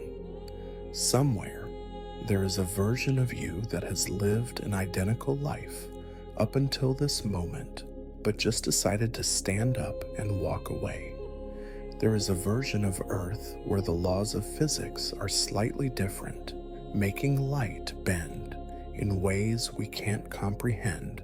In an infinite system, the impossible becomes inevitable, yet the paradox also serves as a warning. Infinity is not just a playground for strange thought experiments. It challenges how we define reality itself. If infinity can accommodate more guests without ever truly being full, then what does full even mean if an infinite universe contains all possibilities? Then what does possible mean as the traveler settles into his newly vacated room? He wonders about the absurdity of it all. The hotel was full, but not really. More guests arrived, but it still wasn't full, an infinite number left yet. Infinity remained the receptionist, hands him a key with an amused look. Infinity is funny. Like that, he says, "Would you like to extend your stay indefinitely?" The measure problem in The Measure Problem in Cosmology. Cosmology in an infinite universe. What does it mean to say that something is more likely than something else? If there are infinite galaxies, infinite Earth-like planets, and infinite versions of you watching or listening to this right now, then how do we even begin to talk about probabilities? The measure problem in cosmology is a paradox that arises when trying to assign meaningful probabilities in a universe that may have no limits at first glance. Probability seems straightforward. If you flip a fair coin, the odds of landing on heads or tails are 50-50. If you roll a 6-sided die, each number has a 1 in 6 chance of appearing. But when dealing with infinity, probabilities lose their meaning. How do you measure how often something happens when there are infinite copies of everything happening? Imagine a vast multiverse where new universes are constantly being created. Some of these universes might resemble our own, while others may have wildly different physics. Stars that burn cold planets that never form life, that evolves in ways beyond comprehension. Suppose we ask a simple question: what fraction of all universes contain intelligent life? To answer, we need to count the number of universes with life and compare it to the number without. But if both numbers are infinite, the ratio becomes meaningless. Infinity divided by infinity doesn't give a well-defined number. It is an unsolvable mathematical expression, an undefined quantity, even if there are vastly more lifeless universes than living ones in an infinite system.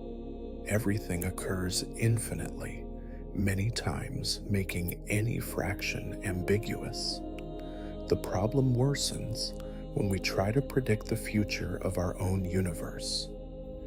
Many cosmological theories suggest that space is constantly expanding with quantum fluctuations, giving rise to new regions, each potentially evolving into its own separate universe. This is known as eternal inflation, and it suggests that new universes are born infinitely often if universes are being used at different rates in different places. How do we determine which outcomes are common and which are rare? Physicists often try to solve this by introducing a measure, a mathematical way to compare infinities and assign meaningful probabilities. But every method of measuring infinity leads to contradictions. Some measures suggest we are overwhelmingly likely to be in a young, chaotic universe rather than a stable one. Others imply that our observations of dark, the mysterious force driving cosmic expansion, are highly improbable. One of the most unsettling consequences of the measure problem is that it may undermine the anthropic principle, the idea that the universe appears fine-tuned for life because we are here to observe it. If an infinite number of universes exist, then every possible version of reality occurs somewhere, including ones where life emerges purely by chance with no fine-tuning required. If so, does our universe really need to be special? Or is it just one of infinite possibilities with no deeper significance? Some physicists have proposed cut of methods artificial limits placed on infinite systems to make probabilities manageable, but these coughs are arbitrary. Imagine trying to count how many even numbers exist. If you stop at 1,000, there are 500. If you stop at 1,000,000, there are 500,000. But in reality, the set of even numbers is infinite, just like the set of odd numbers. Any cutoff distorts reality rather than truly solving the problem. Other solutions suggest that our understanding of probability itself may be flawed. Perhaps in an infinite universe, we need to rethink what it means to say that one thing is more likely than another. Maybe our intuition, shaped by a world of finite numbers, simply cannot grasp the nature of an infinite cosmos. The measure problem forces us to confront uncomfortable truths about the nature of existence. If our universe is just one among infinite possibilities, what does that say about our place in it? If everything that can happen does happen somewhere, then what distinguishes our reality from any other? Are we truly experiencing the universe, or just a universe among countless others with no special significance? Perhaps the most disturbing implication is that without a well-defined measure, all predictions about the future of the universe become meaningless. If we cannot assign probabilities in an infinite system, then science itself, at least in the realm of cosmology, may run into fundamental limitations if every possibility is realized infinitely, many times. Then anything that can happen has already happened, is happening now, and will happen again somewhere. And if that's the case, then what does likely even mean anymore? The two envelopes. Paradox: you sit at a table staring at two identical, the two envelopes. paradox envelopes inside each one is a sum of money, but you don't know how much. You're told that one envelope contains exactly twice as much as the other. You can pick one at random, open it, and decide whether to keep it or switch to the other envelope. Seems simple enough until you start thinking about it. You reach for an envelope and open it. Inside, you find $100. Now comes the choice. Do you keep it or switch? At first glance, the odds seem perfectly even. The other envelope could either hold $50 or $200, but here's where the paradox takes hold. Your mind starts running the numbers, and something feels off.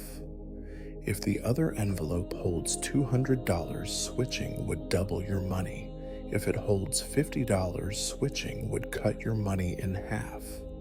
Since you originally had an equal chance of picking either envelope, you reason that there's a 50% chance of each outcome.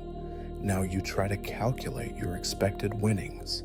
If you switch, you could either gain $100 or lose $50, but when you average the two possibilities, you find that the expected value of switching is $125. Wait, if switching always increases your expected payout, then logically you should switch. But the strange part is that this logic applies no matter what's inside your first envelope.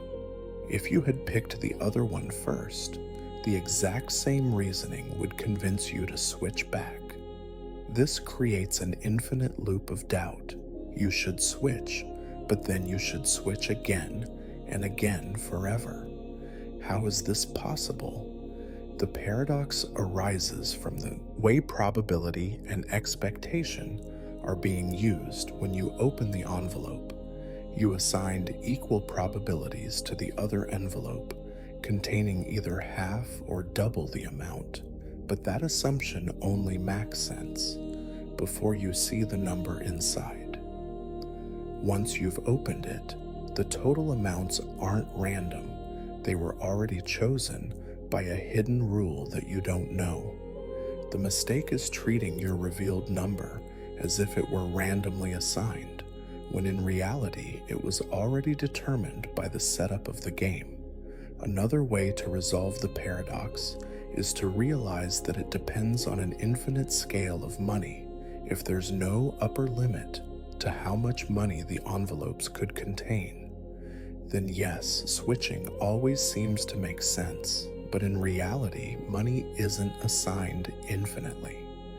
There has to be some rule about how the amounts were chosen in the first place.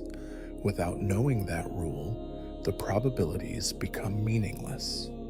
Some mathematicians argue that the paradox is an illusion, a trick of how we frame the problem.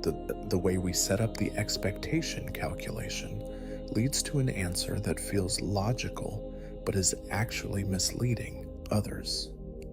Suggests that the paradox reveals a deeper issue with our intuitive understanding of probability, especially when it comes to decisions where relative values obscure absolute ones.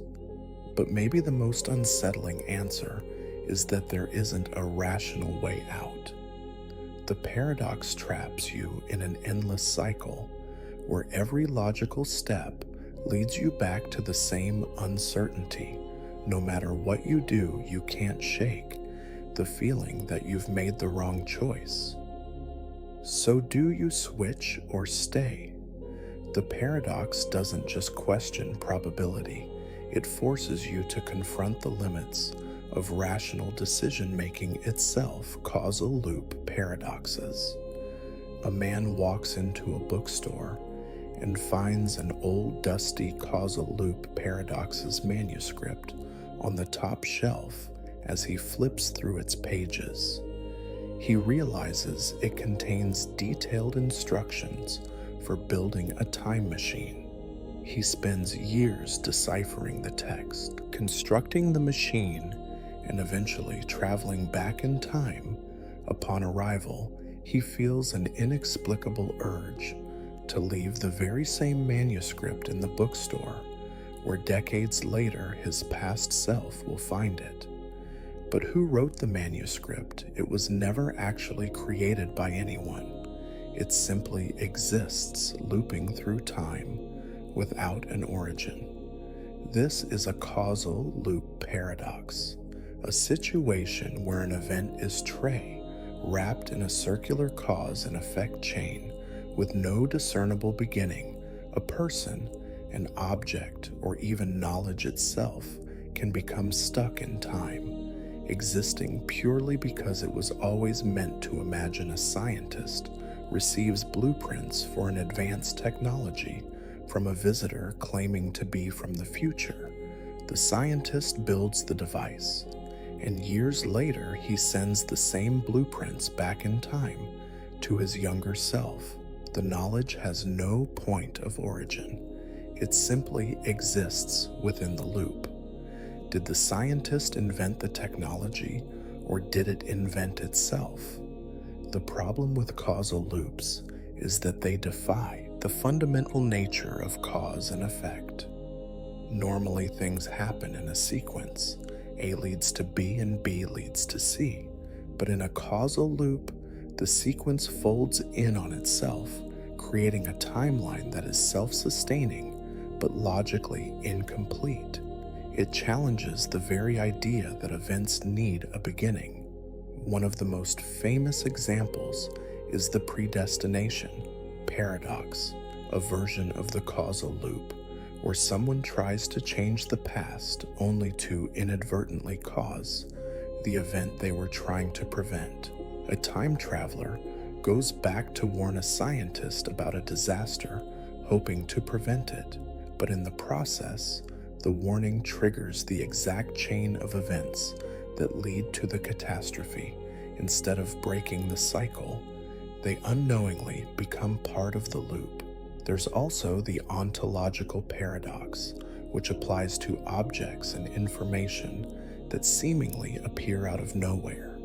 A musician in the present learns a beautiful song from an old recording. Years later, he plays it for a young listener who records it and later becomes the famous musician whose song was recorded in the first place. The song has no true creator. It exists in a loop, forever passing itself through time. Some physicists argue that causal loops aren't entirely impossible. The laws of physics, particularly within general relativity, don't outright forbid time. Loops, though they remain purely theoretical, if such loops existed, they could allow for self-contained histories where certain events just happen without ever being caused by anything outside the loop. Others suggest that paradoxes like these imply that time travel cannot work in the way we imagine, that some mechanism, whether it's the nature of reality itself or some unknown law of physics, must prevent causal loops from forming after all. If the universe allowed information, objects, or people to appear without an origin, wouldn't that violate everything we understand about the conservation of matter and the progression of time? But the unsettling possibility remains. What if some things don't need an origin? What if reality allows for events that exist simply because they must? A notebook filled with knowledge, a song that writes itself, a time traveler who shapes his own past. Causal loops challenge our deepest assumptions about what it means for something to exist at all. The quantum Zeno effect. A physicist prepares a delicate quantum experiment, the quantum Zeno effect, setting up an unstable particle expected to decay within a few seconds. But something strange happens. The more frequently the particle is observed, the less likely it is to decay. It lingers in its original state, as if the act of watching it is freezing it in time. The phenomenon at play here is the quantum Zeno effect, a paradox of quantum mechanics that suggests constant observation can prevent change from happening, named after Zeno of El, the ancient philosopher who proposed the paradoxes about motion and progress. This effect challenges our understanding of cause-effect and the role of observation in shaping reality. To understand the strangeness of this effect, consider a simple analogy. Imagine a candle burning down, its wax melting slowly as the flame consumes it. Now picture a scenario where every time you glance at it, the candle immediately resets to its original height as long as you keep looking at it. Frequently enough, it never burns down, but the moment you stop watching it, continues as if nothing had happened. In this paradoxical scenario, your observation halts the passage of time. For the candle, this is eerily similar to what happens at the quantum level. In quantum mechanics, particles do not behave like classical objects that move through space in predictable ways. Instead, they exist in super P positions, meaning they occupy multiple possible states simultaneously. However, the moment you observe a quantum system, its wave function collapses, forcing it into a single state.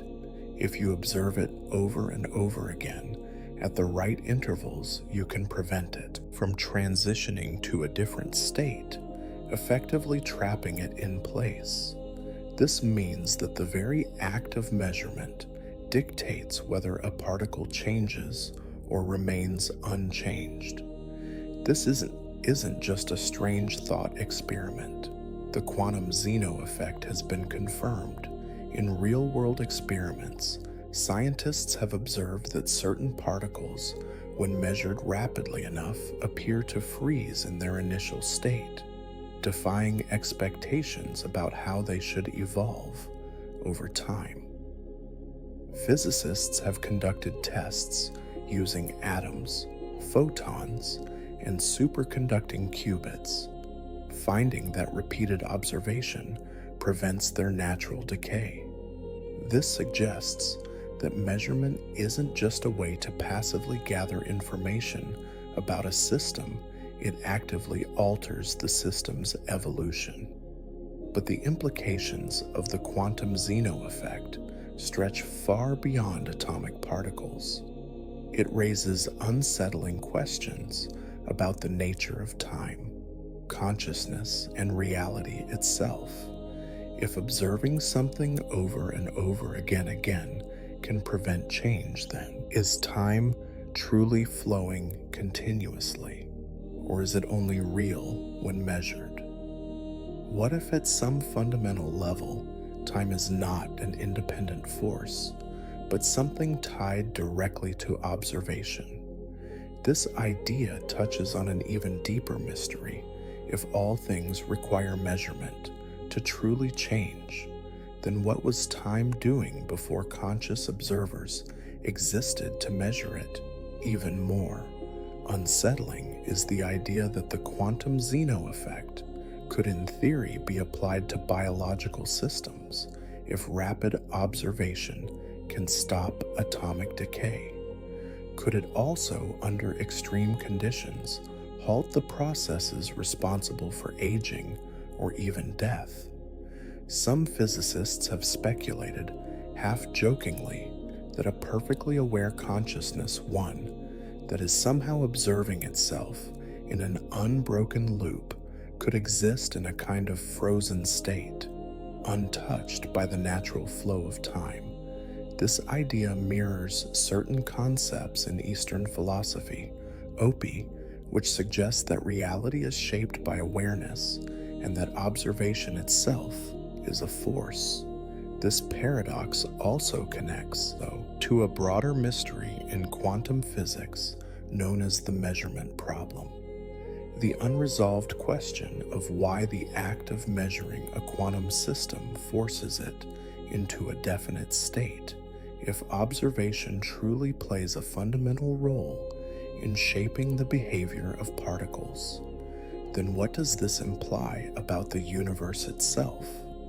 Could the reality we experience be a kind of vast quantum system, one that only solidifies when observed? Some interpretations of quantum mechanics, such as the participatory universe model proposed by physicist John Wheeler, suggests that reality might not exist in a definite form until it is perceived. There is also the possibility that the quantum Zeno effect hints at a deep connection between time and consciousness. If time slows or halts under continuous observation, could our perception of time be shaping reality itself? Neuroscientists have observed that during moments of heightened awareness, such as in life-threatening situations, people report time seeming to stretch or slow down. While this is usually explained as a function of the brain processing information more rapidly, could it also be a maker-level reflection of a quantum phenomenon? In the end, the quantum Zeno effect is not just a bizarre trick of physics. It is an open doorway to some of the most profound questions about existence. It suggests that change itself may not be an inherent feature of reality, but something that depends on interaction, perception, and awareness. It forces us to consider whether we are passive observers in a universe unfolding independently of us, or whether we play a much more active role in determining the fate of reality itself. Does time flow continuously, or does it only move forward when we stop looking? And if observing reality prevents it from changing, then what happens to a universe that is never observed at all? The Monty Hall Paradox. A. Brightly. The Monty Hall Paradox lit game show. Stage 3. Closed doors behind one, a brand new car behind the others, nothing but worthless goats. The host, grinning, asks you to make a choice. You point to a door. Door number 1. But before revealing what's behind it, the host does something unexpected. He opens another door, revealing a goat, and then offers you a chance to switch to the remaining unopened door. It seems like a 50-50 choice, now doesn't it? Does it really matter whether you switch or stay? Welcome to the Monty Hall Paradox, one of the most famous and counterintuitive puzzles in probability, named after Monty Hall, the host of the classic game show Let's Make a Deal. This paradox challenges our natural instincts about probability, revealing just how unreliable our intuition can be when faced with uncertainty. At first glance, it seems as though staying or switching should make no difference. There are 2 doors left, and one has the car, so shouldn't the odds be equal? But the math tells a different story. Let's go back to the beginning. When you first pick a door, you have a 1 in 3 chance of picking the car and a 2 in 3 chance of picking a goat. If you happen to choose the car, then switching would make you lose. But if you originally picked a goat, switching would win you the car. And here's the crucial realization. Since you had a 2/3 chance of picking a goat, that means you have a 2/3 chance of winning if you switch. Still, many people refuse to believe this, convinced that their gut feeling telling them that it's a 50-50 shot must be right. Even professional mathematicians have been known to resist the solution. At first, the paradox became widely known after being popularized by and Vassant in the 1990s, when thousands of readers wrote angry letters insisting that switching couldn't possibly improve the odds, but they were wrong. The easiest way to see why switching is the better choice is to imagine the game played on a much larger scale. Suppose there are not 3 doors, but a 100. You pick one door at random, meaning you have only a 1% chance of choosing the car. That means there is a 99% chance that the car is behind one of the other doors.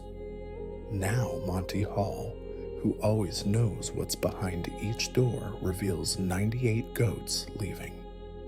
Just one remaining unopened door. Would you switch now? Of course, because almost all of the losing options have been eliminated, and it was overwhelmingly likely that you originally picked wrong. The logic is the same, with 3 doors just harder to see. But why does the Monty Hall paradox feel so deceptive? The problem lies in the way our minds interpret probability. Humans naturally assume that new information resets our chances rather than shifting the existing probabilities. In this case, the crucial detail is that Monty is not opening a random door. He is opening a door knowing it does not contain the car. This controlled elimination of possibilities is what makes switching the superior choice. This paradox extends beyond game shows and probability puzzles. It reflects a much deeper flaw in human reasoning. Our instincts often struggle to properly account for conditional probabilities, leading us to make irrational decisions in everything from gambling to medical diagnosis in real life. We frequently assume that 2 options are equal, when in fact, hidden factors skew the odds dramatically. The Monty Hall paradox also ties into a broader theme. In decision-making, our resistance to change, even when presented with logical proof that switching is the right move. Many people still hesitate. The emotional attachment to an initial choice, the fear of regret, or simply the unwillingness to accept that our intuition is flawed can all lead us to stick with a losing decision. In the end, the Monty Hall paradox is not just about doors, goats, or game shows. It is about how we perceive probability, how we resist counterintuitive truths, and how deeply flawed our reasoning can be in the face of uncertainty. It teaches us that the right decision often feels wrong, and that sometimes the best way to win is to let go of what we thought we knew. So the next time life offers you a second chance, ask yourself, is this just a meaningless choice, or are the odds shifting in my favor? The absent-minded driver, paradox A. The absent-minded driver, paradox lone driver, speeds down a dark highway, his thoughts drifting like the road signs flickering past. He knows his destination, a fork in the road where a critical choice must be made. One path leads home, the other leads into the unknown. But there's a problem. The driver is absent-minded. By the time he reaches the fork, he might forget where he is, and worse, he might not even remember that a choice was necessary. This is the absent-minded driver paradox, a strange riddle that challenges logic, probability, and the very nature of decision-making itself. It begins with a simple setup. Imagine a driver who must navigate a highway with one major split before setting off. He knows the rules. If he chooses correctly, he reaches his goal. If he chooses wrong, he's trapped in a loop, forced to drive endlessly at the start of his journey. He can think through the probabilities, calculate his chances, and plan his choices. But once he's driving, things change. He's forgetful the moment he arrives at the fork. He doesn't remember whether it's the first time he's encountered it or if he has already taken the wrong turn before his past decisions are erased from his memory, leaving him with nothing but the present moment and a 50-50 guess. The paradox lies in this disconnect. He starts his journey with perfect reasoning, yet once he reaches the crucial moment that reasoning collapses into randomness, he can know the right move in theory, but never reliably act on it in practice. His decision becomes a gamble, even though it was supposed to be a calculated choice. Mathematicians and philosophers have wrestled with this paradox, trying to determine what the driver should rationally do at the start of the journey.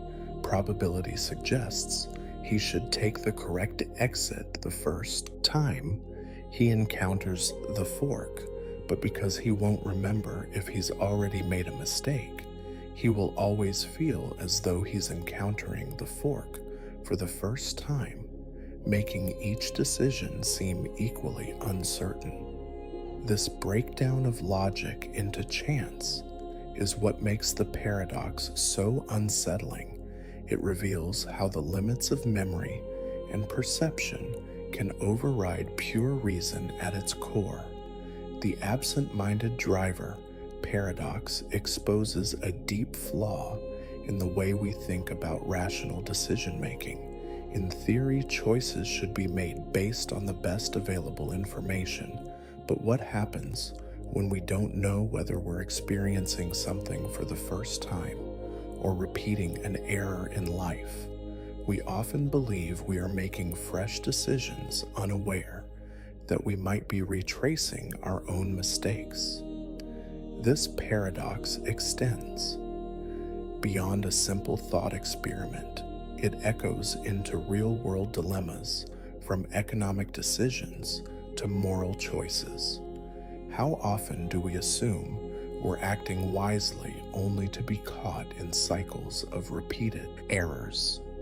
How often do we believe we are in control only to find ourselves at the mercy of forgotten choices? The driver continues down the road, unaware if this fork is new or if he has already passed it once before. He hesitates, grips the wheel, and makes a decision whether it leads him home or back into the loop. He will never know. The free will paradox you stand at. The free will paradox, a crossroads. Staring at two diverging paths, left or right, the decision feels entirely your own, as if at this very moment you could freely choose either their direction. But could you? What if? From the moment of your birth, the neurons in your brain, the laws of physics, and the chain of cause and effect have already determined exactly which path you'll take. This is the free will paradox, a riddle that lies at the heart of human existence. Are we truly in control of our choices, or are we merely acting out a script written by forces beyond our understanding? The paradox emerges when we attempt to reconcile two seemingly contradictory truths. We feel as though we make free choices, yet every choice we make appears to be the inevitable result of prior events. If we assume that the universe operates under determinism, then every action, every thought, every hesitation, every decision can be traced back to an unbroken chain of causes, stretching back to the beginning of time. The motion of the planets, the firing of neurons, the outcomes of history, all of it unfolds like a massive domino effect. If that's true, then free will is an illusion. You could no more choose differently than a falling rock could decide to stop midair. But if we reject determinism and claim that our choices are truly free, we run into another problem if a decision is not caused by anything prior. if it emerges from nowhere? Unbound by past events, then isn't it just randomness, a roll of the cosmic dice? And if decisions arise purely from chance, can they be considered choices at all? A random process is not the same as a willful decision. This is where the paradox takes hold. If our actions are caused, we are not free. If they are not caused, they are meaningless no matter which way we turn. True, free will seems to slip through our fingers. Some have attempted to escape the paradox by redefining free will. One argument claims that as long as our decisions align with our desires and reasoning, we can consider them free, even if those desires themselves were determined by prior causes. Others turn to compatibilism, the idea that free will and determinism are not in conflict, but instead describe different aspects of the same reality.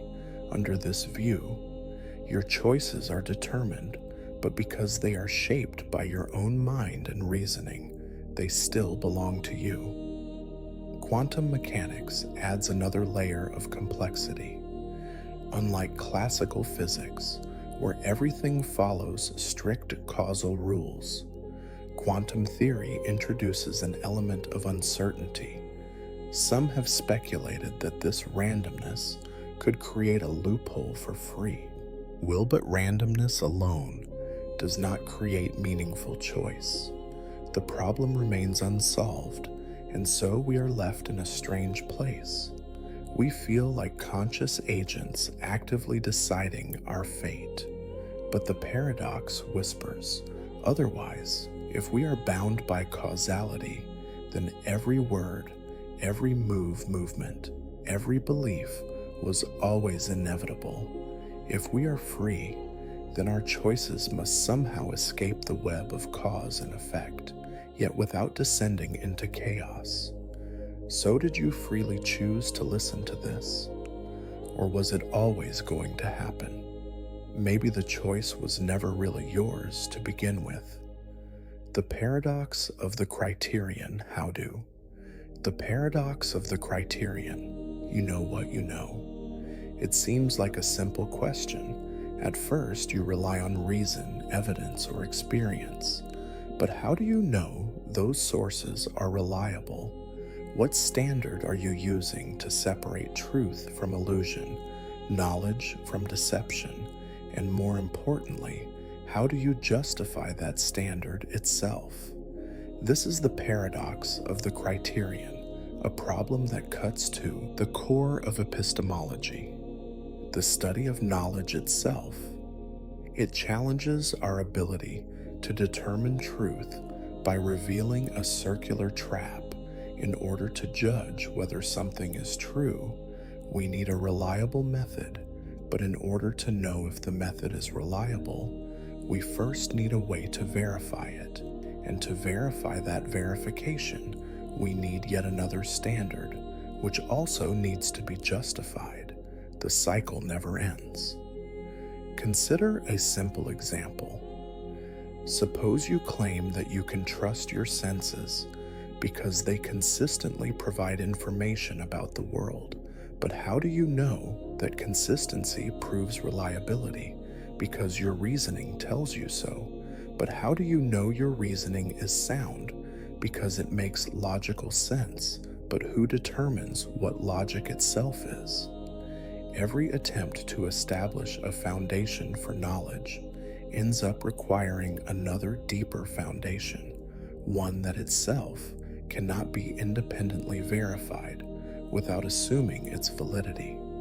The paradox has two major horns, each leading to an unsettling conclusion. On one side, if we require absolute proof for our method of distinguishing truth from falsehood, we are stuck in an infinite regress, demanding justification after justification without ever arriving at a final answer on the other side if we do not require proof.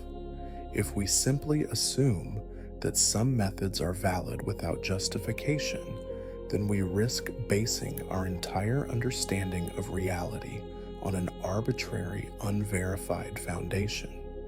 Either way, certainty remains out of reach. Philosophers throughout history have grappled with this paradox.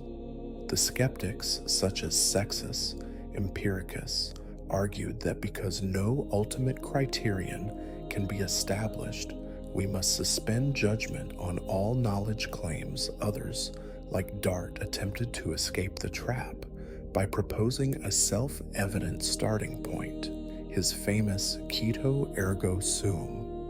I think therefore I am as an indubitable foundation, but even this relies on the assumption that existence follows from thought, which itself could be questioned.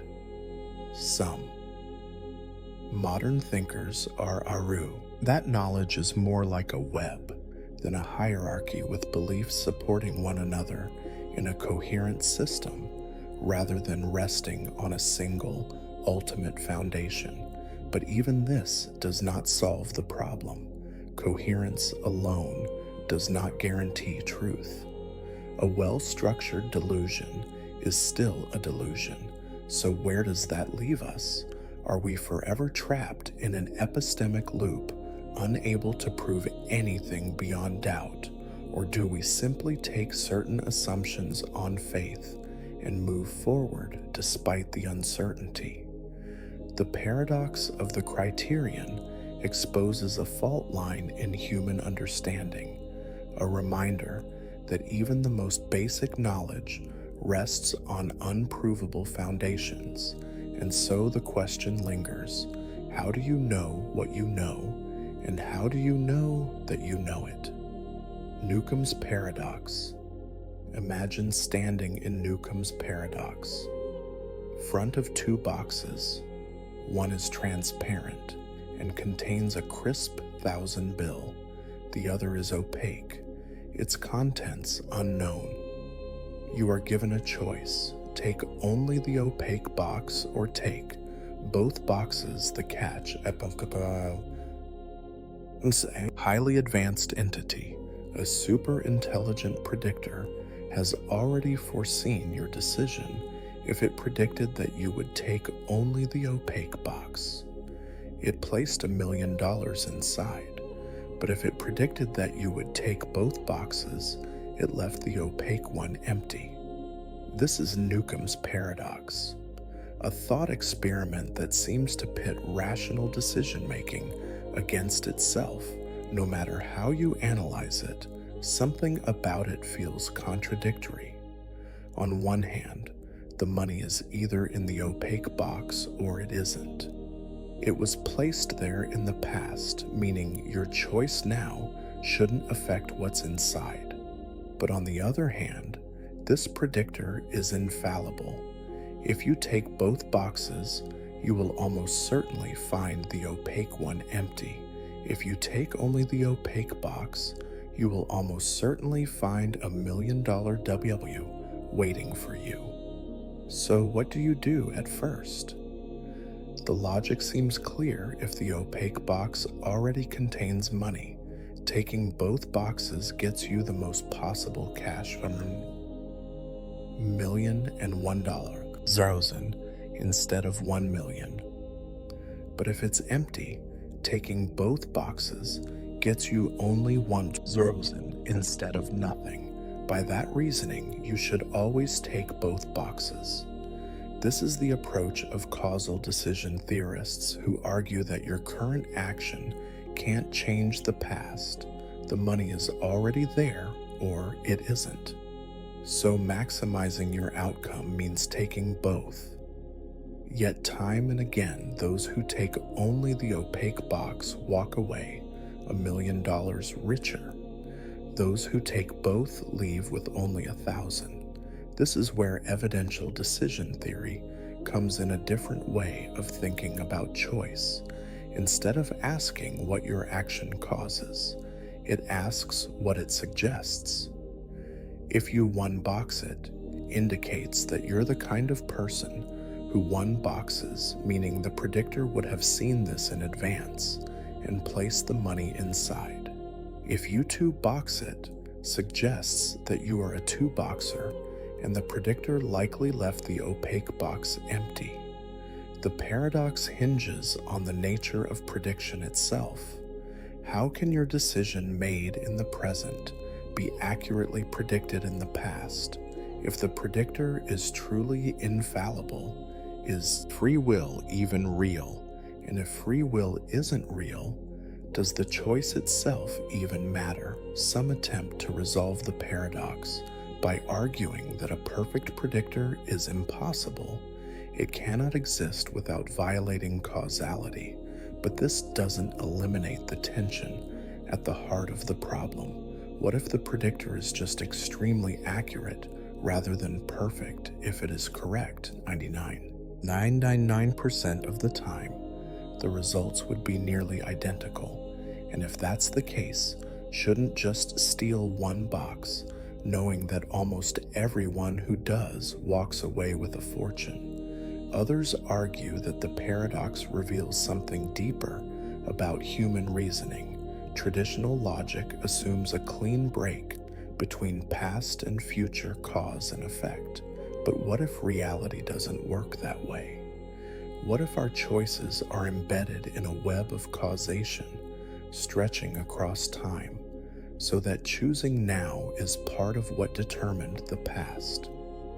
Newcomb's paradox doesn't just challenge our understanding of decision-making, it forces us to reconsider the very nature of time causality and choice. It suggests that even the simplest decisions might not be as free as they seem, that past and future might not be as separate as we assume, and that the act of choosing is in some strange way already written into the fabric of reality itself. So you stand before the two boxes. One is clear, the other mysterious. The choice is yours, or was it made long before you ever arrived? The Barber Paradox. The Barber Paradox.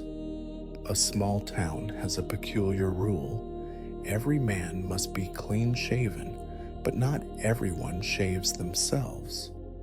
Some rely on the town's one and only barber. This barber follows a strict policy. He shaves all and only those men who do not shave themselves. It seems like a simple setup, a perfectly logical division of labor, but then comes the question that shatters the whole arrangement. Who shaves the barber if the barber does not shave himself? Then according to his rule, he must shave himself, but if he does shave himself, then by the same rule, he must not shave himself. Either way, the rule contradicts itself. The barber cannot exist under these conditions. Yet we started with the assumption that he does. This is the Barber Paradox, formulated by the philosopher and mathematician Bertrand Russell. On the surface, it looks like a quirky word puzzle, but beneath it lies a deep contradiction that exposes one of the most infamous problems in logic. Self-reference. The core issue is the barber's rule. It sets up a rigid system that collapses when applied to itself. The paradox arises because the rule attempts to classify people in a binary way. Either you shave yourself or you are shaved by the barber, but when the barber himself is subjected to this rule, it leads to an impossible loop, an unsolvable contradiction. Russell originally devised this paradox as a simplified version of a larger problem in set theory in mathematics. There was a prevailing idea that sets, collections of objects, could be defined in a straightforward way. But Russell discovered that certain sets, when defined in relation to themselves, break down completely. His most famous example was the paradox of the set of all sets that do not contain themselves. Does this set contain itself or not? If it does, then by definition it shouldn't. If it doesn't, then it should, just like the barber. It falls into a loop. That logic cannot resolve this. Paradox shattered the foundations of mathematical logic. At the time, mathematicians had assumed that any logical system could be built on clean, self-consistent rules. But Russell's discovery proved that even simple rules can lead to contradictions when they reference themselves. The result, an existential crisis for mathematics, one that would lead to sweeping changes in the way logic was understood. One of the most famous responses to paradoxes like this came from Kurt Gödel, whose incompleteness theorems showed that any sufficiently powerful system of logic will always contain true statements that cannot be proven within that system. The Barber paradox is a small glimpse into that larger, more disturbing truth. Some questions simply cannot be answered within their own rules, but step outside mathematics, and this paradox takes on a strangely familiar shape. We see versions of it in legal systems, bureaucracies, even artificial intelligence rules that attempt to define themselves often end up collapsing. Consider a law that states this law must be obeyed unless it contradicts itself. If you follow it, you break it. If you ignore it, you follow it. Just like the barber's rule, it self-destructs upon examination. So what happens to the barber in reality? He simply cannot exist under these conditions. His rule seems reasonable when applied to others, but falls apart when applied to himself. The paradox isn't just about shaving, it's about the danger of absolute rigid rules in systems that must account for themselves. Perhaps the real lesson of the barber paradox isn't about a man with a razor, but about the limits of certainty. Some things, no matter how logical they seem, cannot be need classified, and sometimes the only way to resolve a paradox is to realize that the question itself was impossible to begin with. The crocodile paradox. A crocodile lies still on the riverbank. It scales.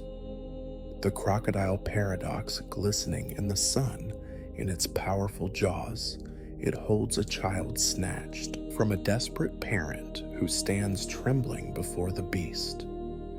The crocodile, with an eerie sense of logic, offers a deal. If you can correctly predict whether I will return your child, I will set them free. If you guess incorrectly, I will keep them at first. This seems like a cruel but straightforward gamble. Either the parent makes the right prediction or they do not. But then comes the realization that this is not a fair game at all. What if the parent predicts you will not return? My child now. The crocodile is trapped in a logical paradox. If the prediction is correct, then the crocodile must return the child, but doing so would make the prediction false. If the crocodile keeps the child, then the prediction is confirmed as true, which means the child should have been returned no matter what. The crocodile chooses, it contradicts itself. This is the crocodile paradox, an ancient logical puzzle from classical philosophy that exposes the dangers of self-referential conditions. It belongs to a category of paradoxes known as epistemic paradoxes, logical traps that arise when truth and prediction intertwine in impossible ways at its core. This paradox hinges on a contradiction in conditional reasoning. The crocodile's promise depends on the accuracy of the parent prediction, but if the prediction itself affects the outcome, the entire structure collapses. The result is a logic loop with no possible resolution. But step back from the riverbank, and the implications of this paradox stretch far beyond the crocodile. Twisted game, it mirrors the fundamental instability of self-referential promises, not just in puzzles, but in real-world dilemmas. Consider a politician who claims, "I will only keep this promise if you believe I will break it," or a legal contract that states this agreement is only valid if you doubt its validity. The same paradox unfolds a rule that depends on itself, creates an infinite contradiction. Even probability cannot escape this paradox. If you had to bet on the crocodile's decision, what odds would you assign? The problem is that there is no stable outcome to measure, like Schrodinger's cat in quantum mechanics, both alive and dead. Until observed, the crocodile exists in a logical superposition where no resolution satisfies its own conditions.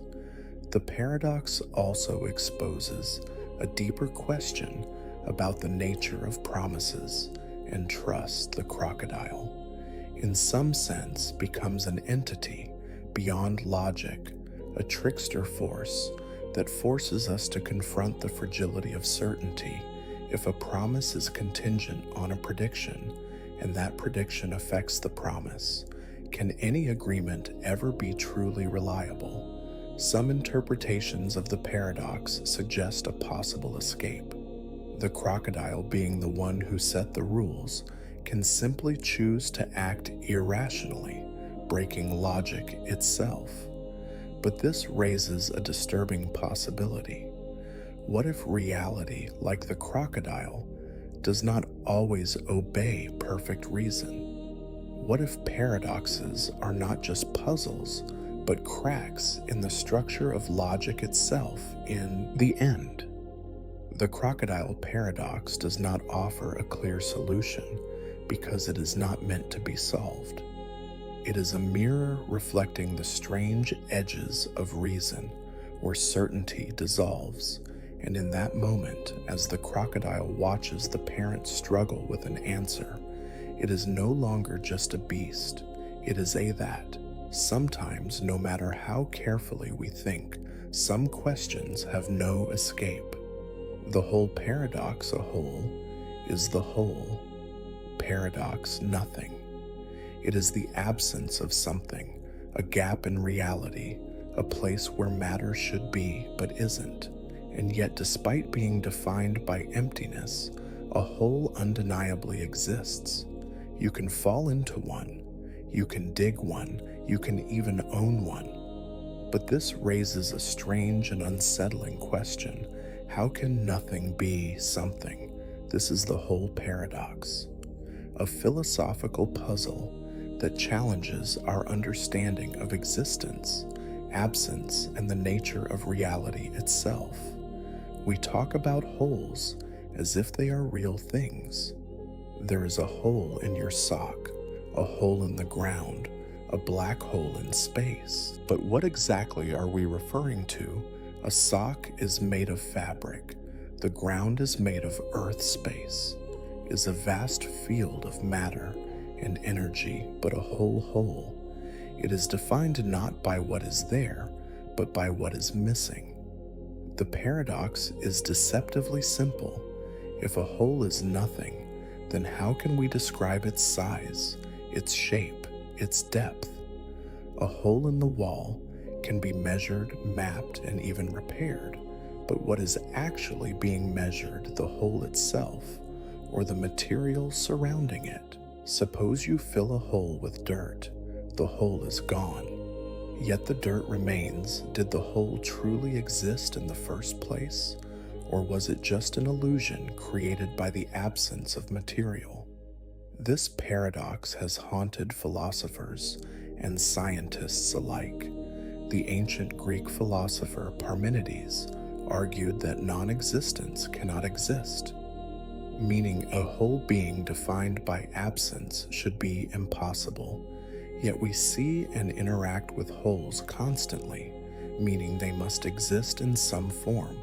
The problem deepens when we apply it to language. If wholes are real, then they should be objects.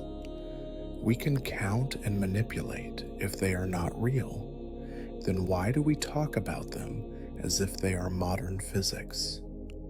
Takes this paradox into stranger territory. Black holes, for instance, are among the most extreme objects in the universe, defined by their gravitational pull so intense that nothing, not even light, can escape. But if a black hole is merely an absence of matter, then why does it exert such a powerful force? Of course, how can nothing pull something even more disturbingly? Black holes appear to store information, meaning that they are not just voids, but structures with measurable properties. In this sense, a black hole is not merely an absence, it is an entity. Linguistics adds another layer to the paradox. If you remove all the cheese from a cheese sandwich, is it still a sandwich? If you remove all the water from a lake, is the whole left behind still a lake bed or something else entirely? The way we use words shapes how we think about reality, but wholes resist definition. They are not objects yet. They have attributes. They are not matter. Yet they change the world around them.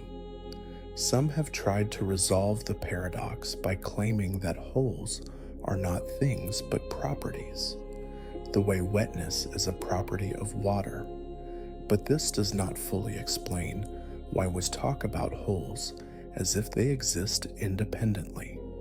Others argue that wholes exist only as conceptual placeholders, labels we use to describe something missing. But if that is the case, then what happens when you fall into one? What happens when a whole is so large that it swallows stars? Ultimately, the whole paradox forces us to confront a deeper problem. Can nothingness be real? If a whole is an absence, then does its presence contradict its own nature?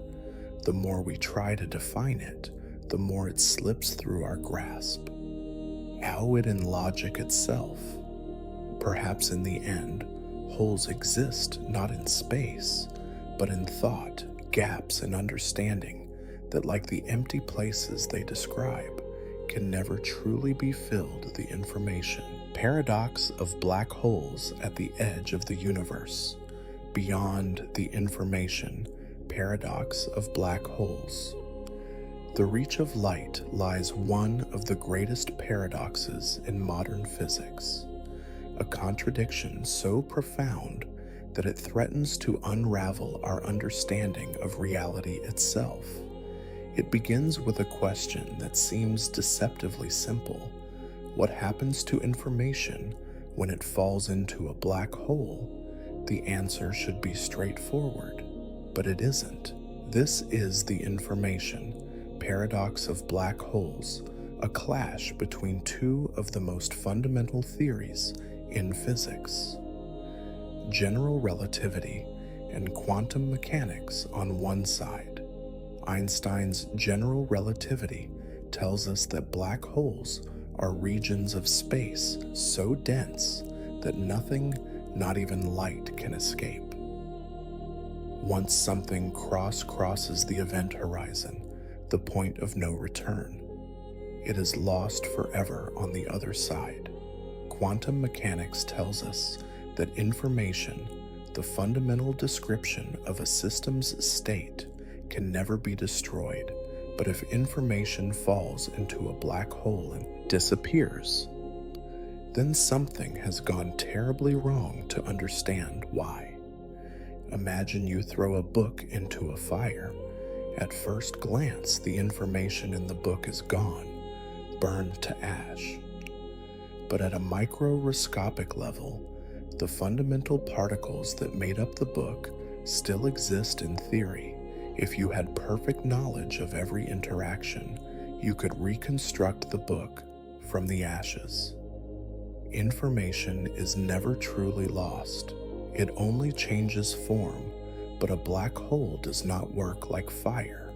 When information crosses the event horizon, it is not merely scrambled, it seems to cease to exist, and here lies the paradox. If information can be destroyed in a black hole, then the entire foundation of quantum mechanics is broken. The laws governing the universe would need to be rewritten for decades. Physicists have struggled to resolve this contradiction. Some have argued that information is simply erased, but this would mean that black holes defy the fundamental principles of physics. Others have suggested that information is somehow preserved on the event horizon itself, encoded in an almost incomprehensible way.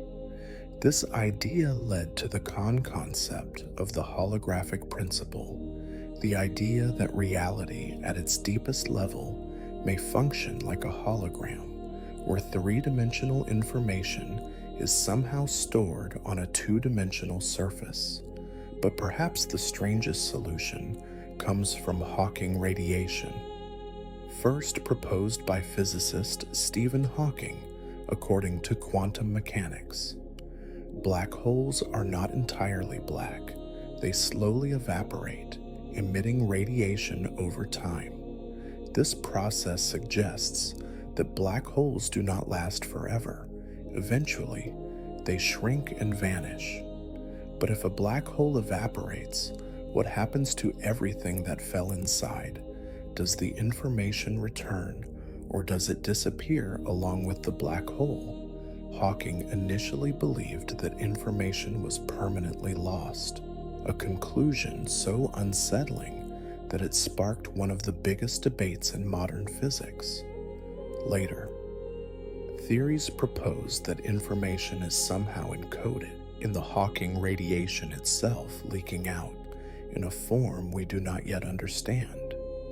If true, this would mean that black holes do not erase information, but rather scramble and re-release it in an almost incomprehensible way, much like a burned book turning into smoke and heat, but still carrying traces of its original state. Yet the paradox remains unsolved. Some physicists believe that black holes might act as cosmic recycling bins, returning information in a form so transformed that it is effectively lost to us. Others suggest that information is never inside the black hole at all, but rather stored in the fabric of space-time itself.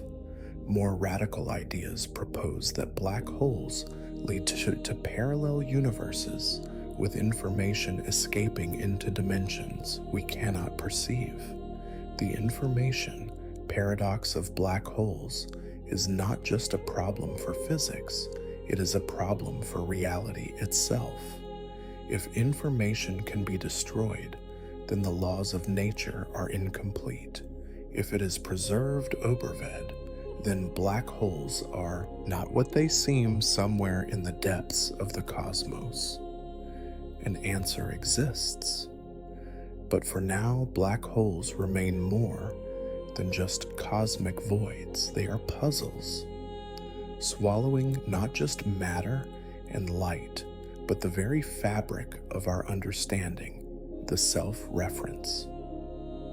Paradox, there is a peculiar kind of statement, the self-reference paradox, that seems to fold in on itself, twisting logic into a contradiction that cannot be resolved. At first, it appears harmless, just another sentence, just another idea. But as soon as you attempt to analyze it, it destabilizes reality itself.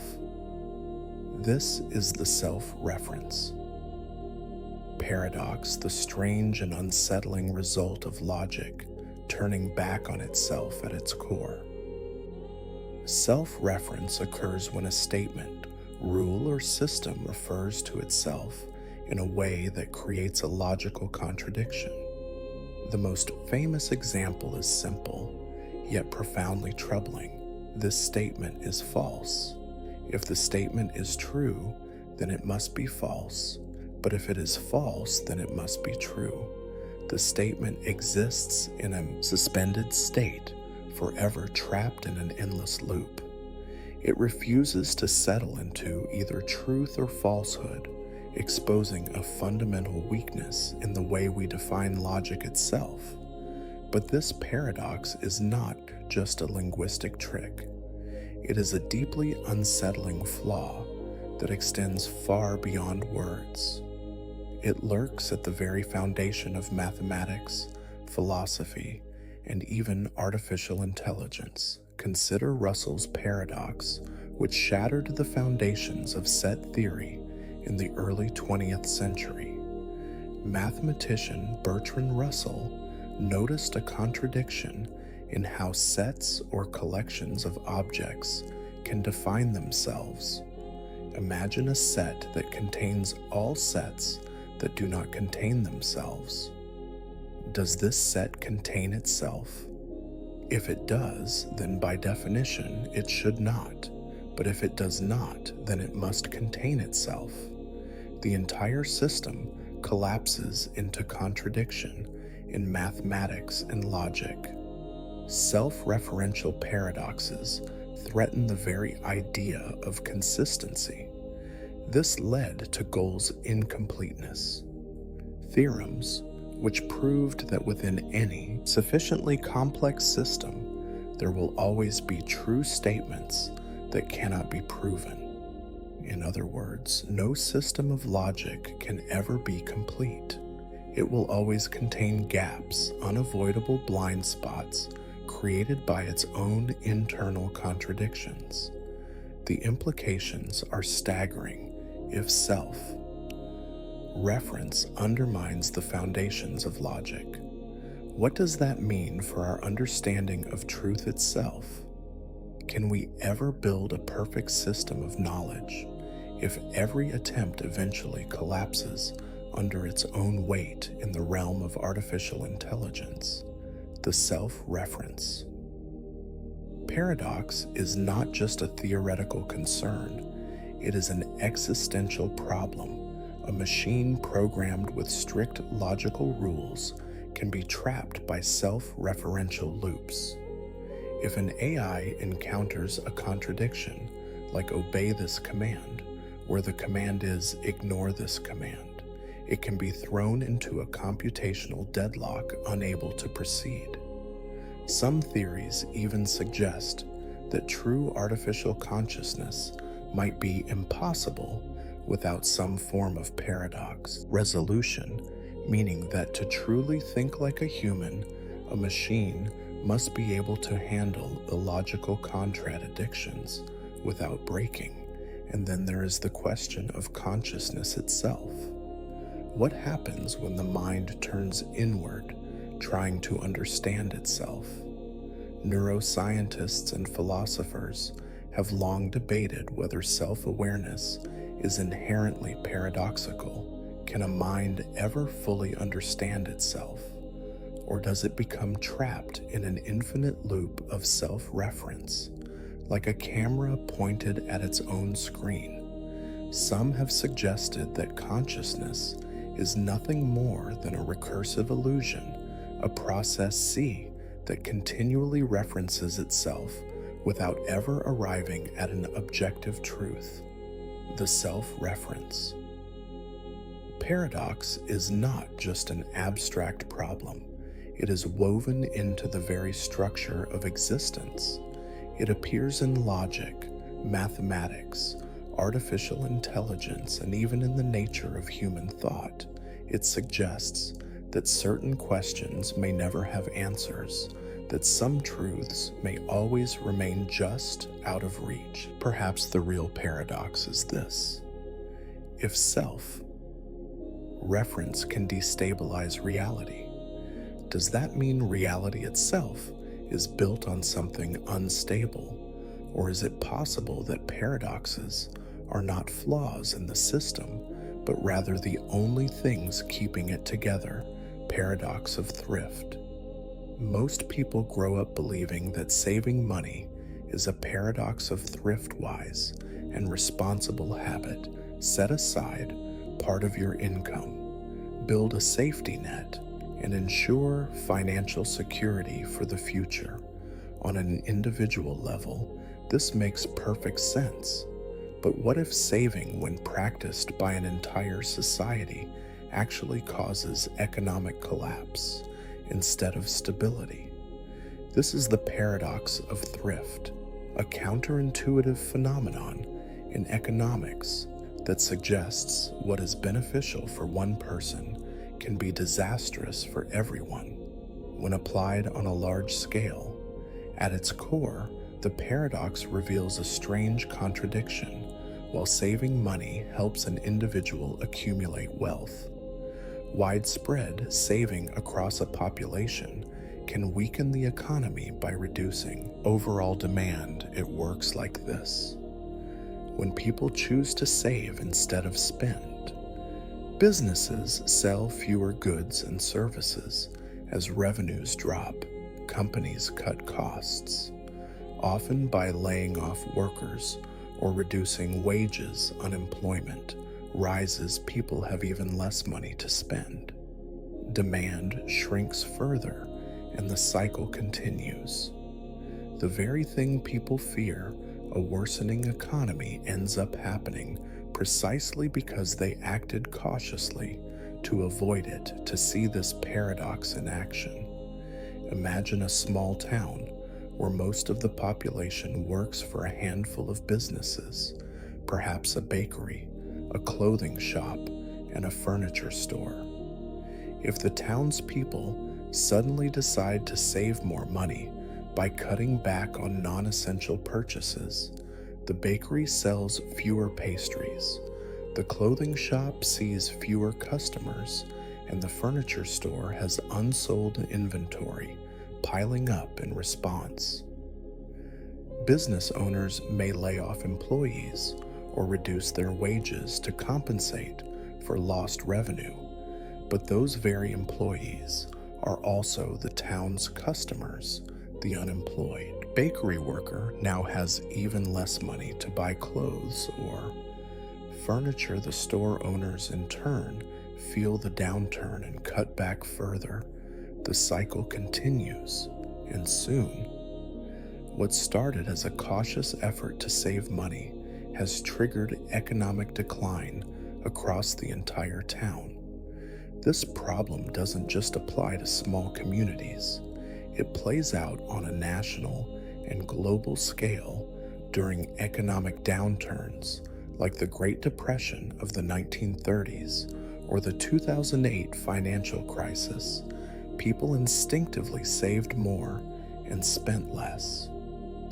Businesses cut jobs, factories shut down, and the economy ground to a halt. Governments tried to intervene with stimulus measures, but the root of the crisis was a widespread collapse in consumer demand. The paradox was famously explored by the economist John Maynard Keynes, who argued that during recessions, increased saving is dangerous because it reduces the total spending needed to keep an economy moving.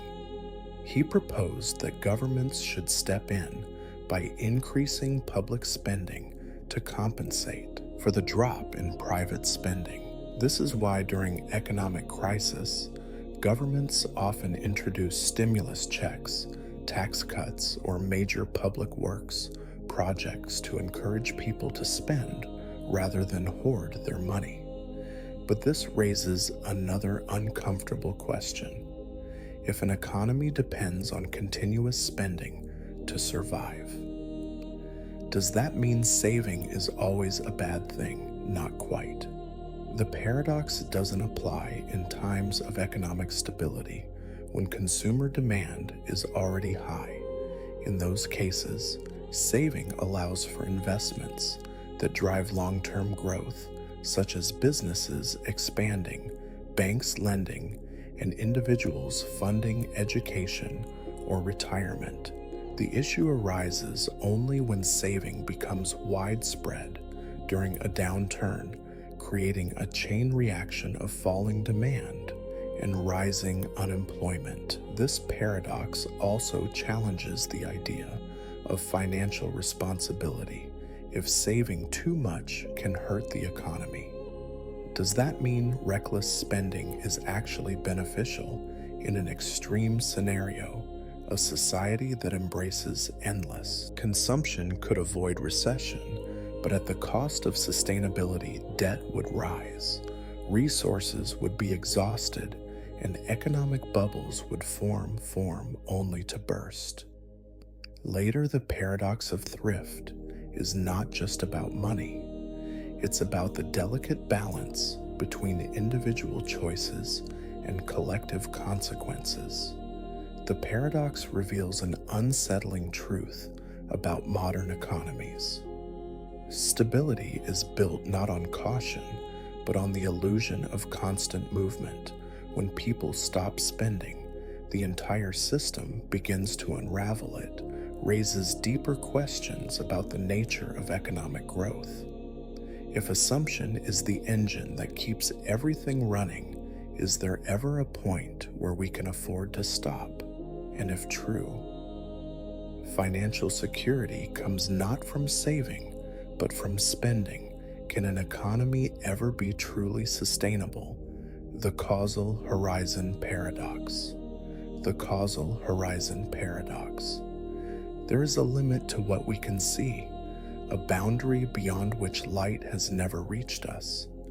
This is the causal horizon, the edge of the observable. Universe beyond it, there exist galaxies, stars, and entire cosmic structures that might as well be ghosts. We know they are there, but their light will never reach us, and if we can never interact with them, do they truly exist in any meaningful way? This is the causal horizon paradox, a mind-bending problem that questions the very nature of reality and causality. If the universe is infinite, and if parts of it are permanently out of reach, then we are effectively trapped within a cosmic bubble, forever never cut off from a vast majority of existence. And yet physics tells us that the entire universe follows the same fundamental laws. But how can we claim to understand a reality that extends far beyond what is even theoretically observable? To grasp this paradox, we must first understand the speed of light as the ultimate cosmic speed limit according to Einstein's relativity. Nothing, not even information, can travel faster than light. This means that the farther an object is from us, the longer its light takes to reach us. But here's the problem. The universe itself is expanding, and not just expanding, accelerating the further away a galaxy is. The faster it appears to be moving away from us. At a certain distance, space itself expands faster than the speed of light, meaning that any light emitted from those regions can never reach us. This defines our cosmic horizon, the boundary separating the universe we can observe, from the part that will forever remain unknown. But this raises disturbing implications. If two distant regions of the universe can never interact, then what determines the fundamental laws that govern both? Why should the laws of physics be uniform if the universe is permanently divided into isolated causal zones? If we can never verify what lies beyond, how can we ever claim to understand the totality of existence? And then there is the question of time itself.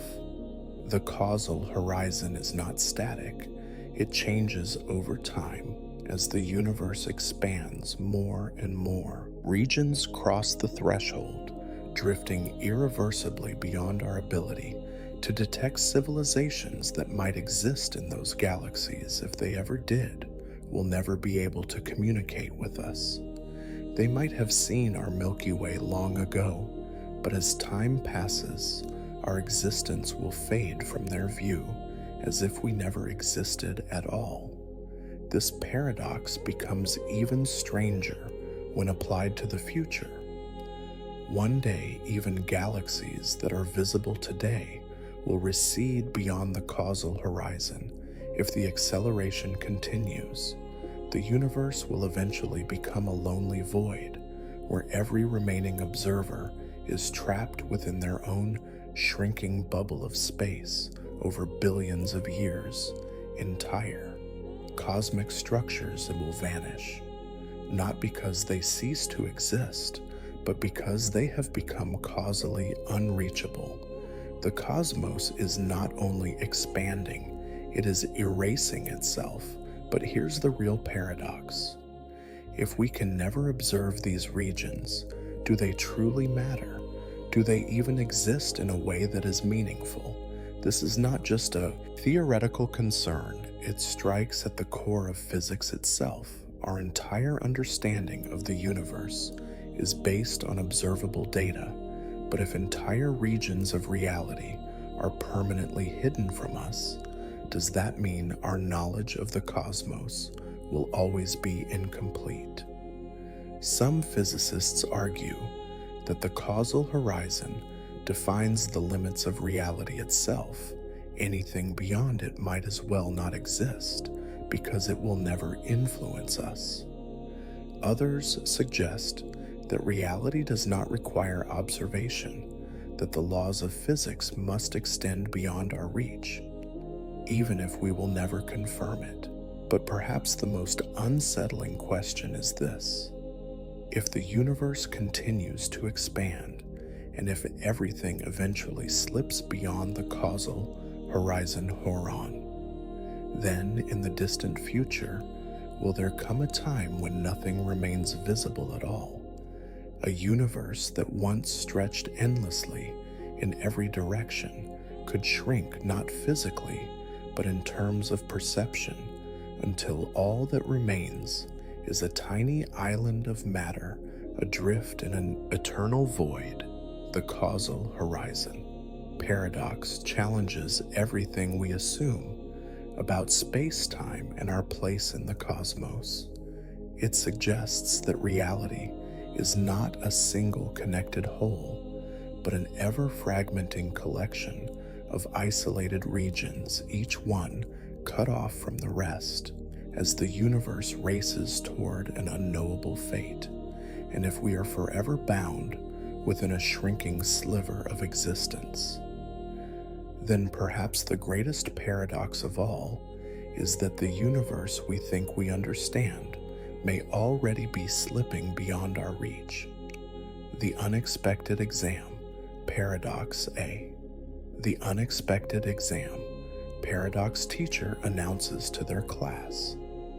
Next week, there will be a surprise exam. You won't know which day it will happen until the moment it begins. The students, eager to outthink the situation, begin to analyze the claim.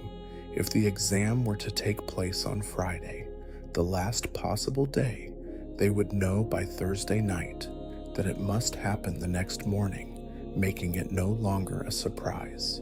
So Friday is impossible now. If Friday is ruled out, then Thursday must be the latest possible day. But on Wednesday night, realizing that the exam hasn't happened yet, and that Friday is impossible, the students would conclude that the exam must take place on Thursday. Again, no surprise. Following this logic backward, they eliminate every possible day.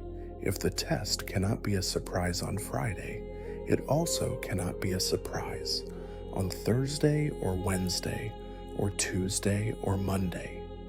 The paradox seems to leave only one logical conclusion.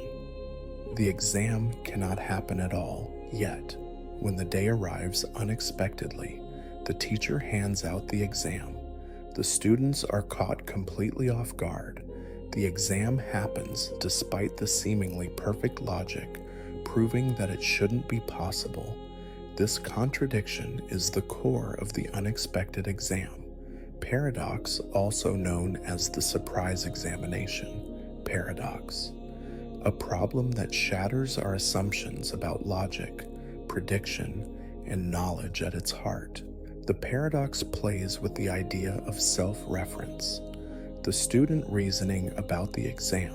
Influence is the very thing they are trying to predict. They assume that if they can logically determine when the exam will take place, then it cannot be a surprise. But this reasoning collapses on itself because the process of eliminating days only works if the exam doesn't happen before their deductions are complete. This paradox extends beyond a simple classroom thought experiment. It exposes a fundamental flaw in how we apply logic to uncertain situations.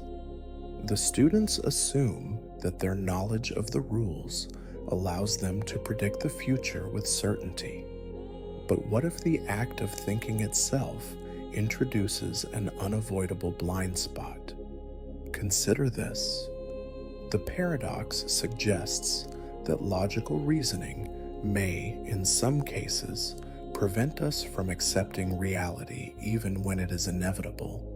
The students' airtight logic prevents them from believing in the possibility of a surprise test at all, even though in the end, their expectations are overturned in the most unexpected way. This principle is eerily similar to Gödel's incompleteness theorems, which reveal that even in the most rigorous logical systems, there will always be truths that cannot be proven within the system itself. Just as the student's logic seems flawless but ultimately fails, our own mathematical and philosophical structures might contain hidden contradictions, places where certainty crumbles into paradox. But the implications go even further. The unexpected exam par. Paradox is not just about surprises. It reveals how prediction itself can be self-defeating if we assume that the future is fully determined by logic. Then we might overlook the very ways in which reality disrupts our expectations. The paradox raises an unsettling possibility. Perhaps there are limits to what can be known, not because of insufficient evidence, but because of the very nature of knowledge itself. Now consider this. Paradox applied to real life. Could a military strategist, a stock trader, or even a scientist fall into the same trap, believing they have ruled out all possibilities only to be blindsided by the very event they dismissed? Could our ability to anticipate disaster or success be fundamentally constrained by the fact that our predictions influence the system we are trying to predict? This paradox forces us to question whether certainty is always possible if logic itself can lead us into a blind alley. What does that say about our ability to predict anything with confidence? Perhaps some things remain unknowable, not because they are complex, but because knowledge itself cannot always be perfectly self-contained. The unexpected exam paradox is more than a riddle. It's a reminder that reality is not always bound by the limits of human reasoning, and perhaps in the grander scheme of things, the biggest surprises are the ones we never saw coming. The Gring-Nelson paradox language is the Grelling-Nelson paradox, supposed to help us make sense of the world. It defines, categorizes, and structures reality, turning the chaos of existence into something we can describe and understand. But what if language itself is a trap? What if buried within its rules? There exists a paradox so fundamental that it breaks the very logic it was meant to organize. This is the Gring-Nelson paradox, a problem that arises when words begin to turn against themselves. Imagine dividing all adjectives into two categories: autological, words which describe themselves. For example, short is a short word, English is an English word, and polysyllabic has multiple syllables. Heterological, words which do not describe themselves. For example, long is not a long word, French is not a French word, and monosyllabic has more than one syllable. So far, this seems straightforward, just a clever way to sort words. But then comes the question that dismantles everything: is the word heterological itself heterological? If heterological is autological, it must describe itself, but that would mean it is heterological, a contradiction. If heterological is heterological, then it must not describe itself, but since being heterological means not describing itself, it must be autological again, a contradiction. There is no escape. The moment you try to categorize the word logic, collapses language. The very system we rely on for clarity turns into an impossible loop. The growling Nelson paradox is more than a linguistic oddity. It exposes a deep instability in the way we define things. Words are meant to act as containers of meaning, but what happens when a word tries to define itself? The paradox suggests that certain concepts simply cannot be classified in a consistent way, no matter how precise the rules seem to be. This paradox echoes a larger issue in logic and mathematics. Baron Russell's famous Russell's paradox, which asks whether a set of all sets that do not contain themselves is part of itself, follows a similar structure. If such a set includes itself, it must exclude itself. If it excludes itself, it must include itself. The Gring-Nelson paradox applies this contradiction to language instead of mathematics, proving that even words, when examined closely, can create unsolvable dilemmas. But the implications go even further. If some words defy classification, what does that say about language as a whole? Could it mean that certain truths about the world are inherently beyond definition? Is it possible that some ideas exist outside the limits of human thought simply because our language fails to capture them? Philosophers and logicians have debated whether paradoxes like this reveal fundamental flaws in human reasoning, or whether they are simply a byproduct of the way we construct systems of classification. Some have attempted to resolve the Gring-Nelson paradox by arguing that certain words should not be considered legitimate adjectives in the first place.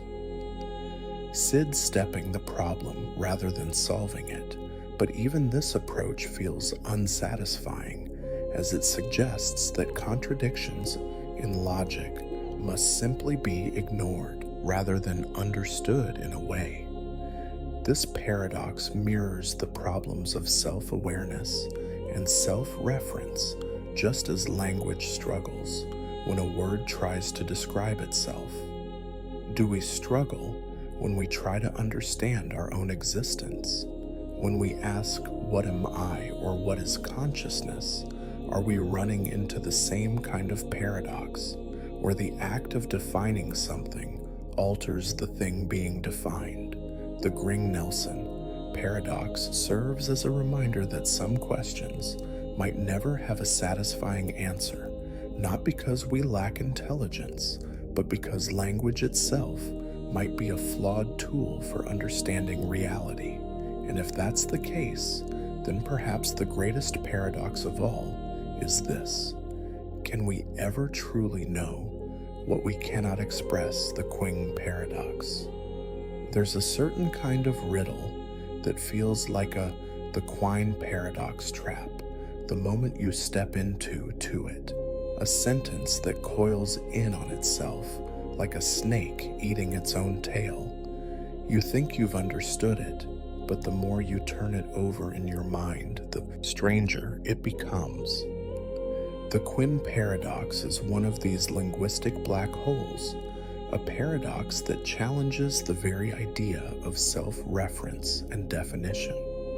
It's a sentence that refuses to be pinned down, a statement that simply by existing questions the meaning of existence itself.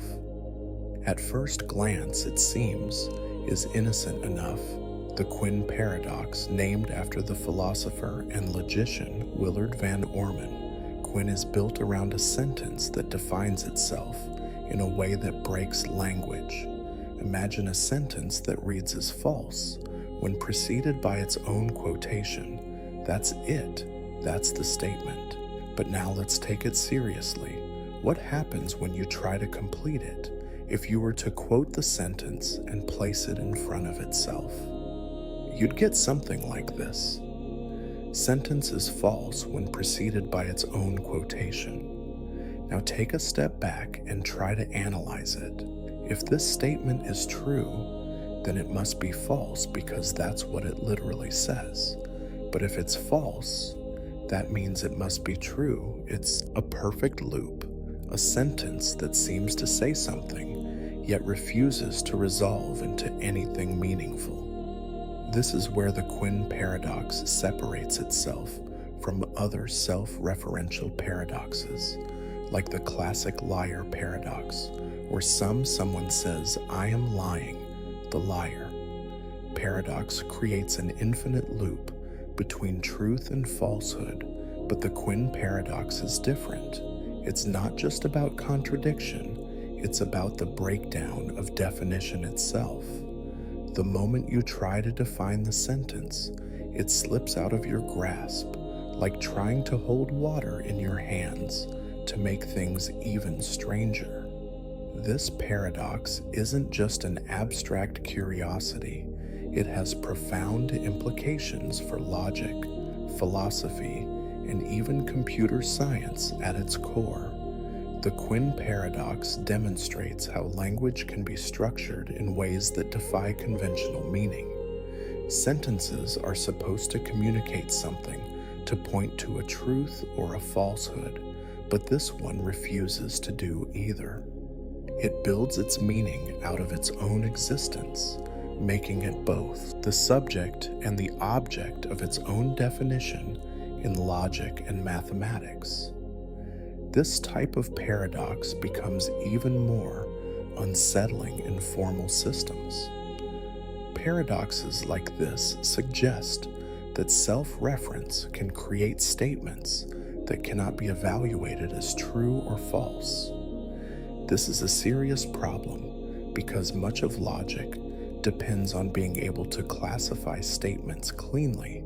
If you introduce a statement that cannot be resolved, you create a kind of logical black hole, something that defies categorization and breaks the rules. You might wonder, does this matter outside of abstract philosophy?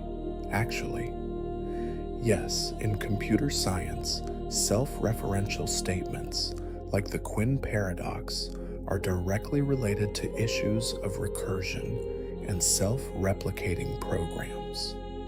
In fact, a Quinn in programming is a piece of code that when run outputs its own source code.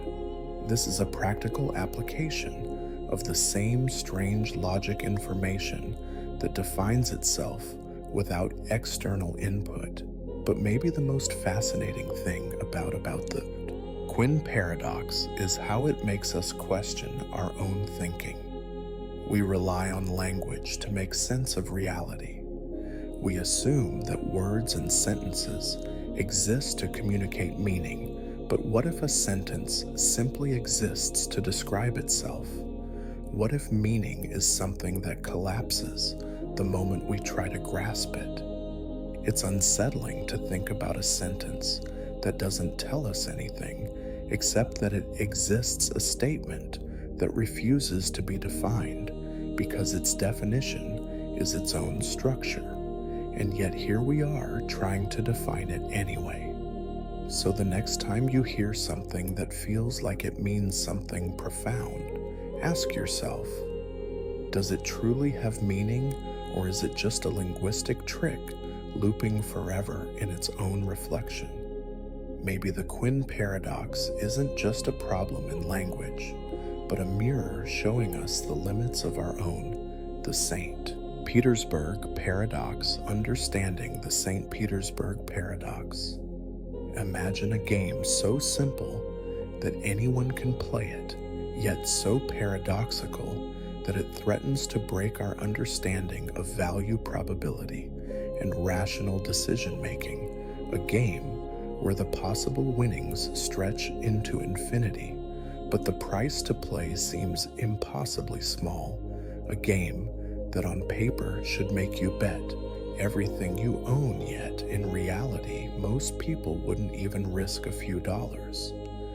This is the St. Petersburg paradox, a thought experiment that exposes the fragile relationship between mathematical expectation and human intuition. It begins with a coin toss. You pay a fixed fee to enter, say, $10. A fair coin is flipped.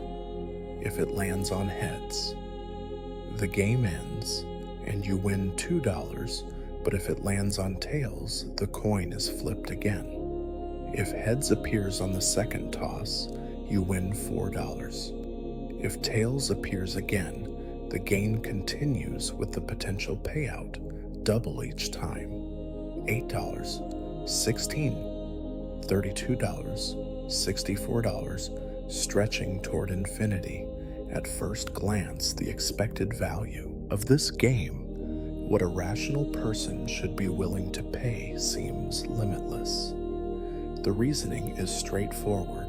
There's a 50% chance of winning $2, a 25% chance of winning $4, a 5% chance of winning $8, an even smaller chance of winning $16, then $32, then $64, and so on.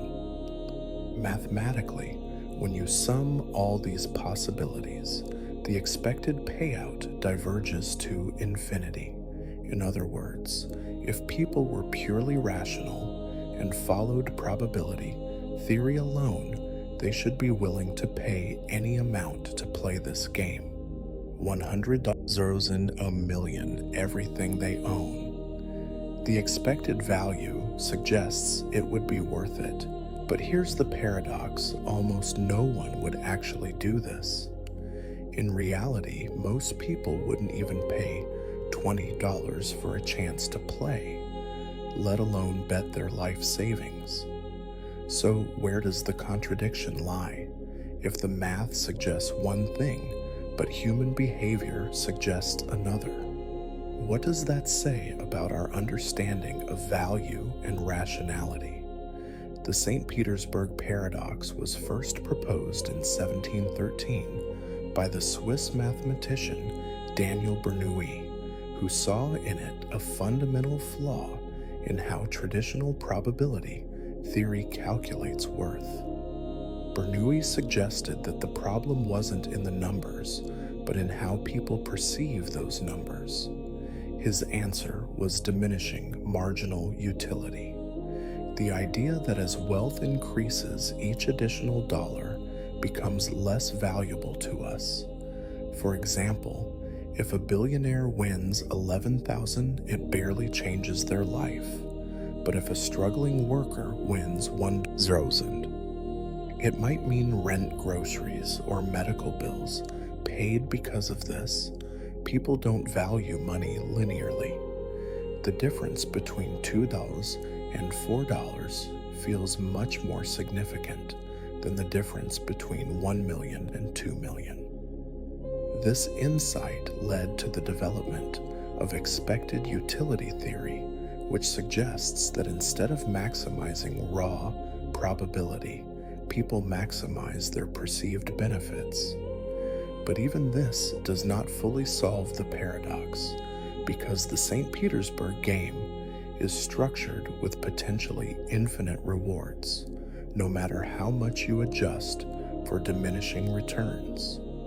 The expected value still trends toward infinity. Even modern decision theory struggles to explain why rational people refuse to pay large amounts to play. So what does this tell us? Some argue that the paradox reveals a fundamental flaw in probability theory itself, that real-world decisions cannot be based on mathematical expectations alone. Others see it as proof that humans are simply not wired to think rationally when it comes to probability and risk. And then there's the deeper philosophical question: if we can't trust mathematical expectation to guide our choices, what should we rely on instead? The St. Petersburg paradox may seem like just a strange betting game, but its implications stretch far beyond gambling. It highlights the disconnect between logic and intuition, between theory and real reality, and perhaps most disturbingly, it suggests that the numbers we use to model the world, even in the most objective mathematical sense, may not be as reliable as we think. The Berry paradox language is meant to bring clarity, to describe the Berry paradox world in ways that make sense. But sometimes words turn against themselves, creating contradictions that shouldn't exist. A sentence can follow all the rules of logic, yet lead to an impossible possible conclusion. The Berry paradox is one of these traps. A paradox that emerges not from numbers, time loops, or quantum mechanics, but from the very structure of language itself. It starts with a simple definition: the smallest number not definable in fewer than 12 words. At first, this seems reasonable. Some numbers, like 1 or 7, can be described with a single word.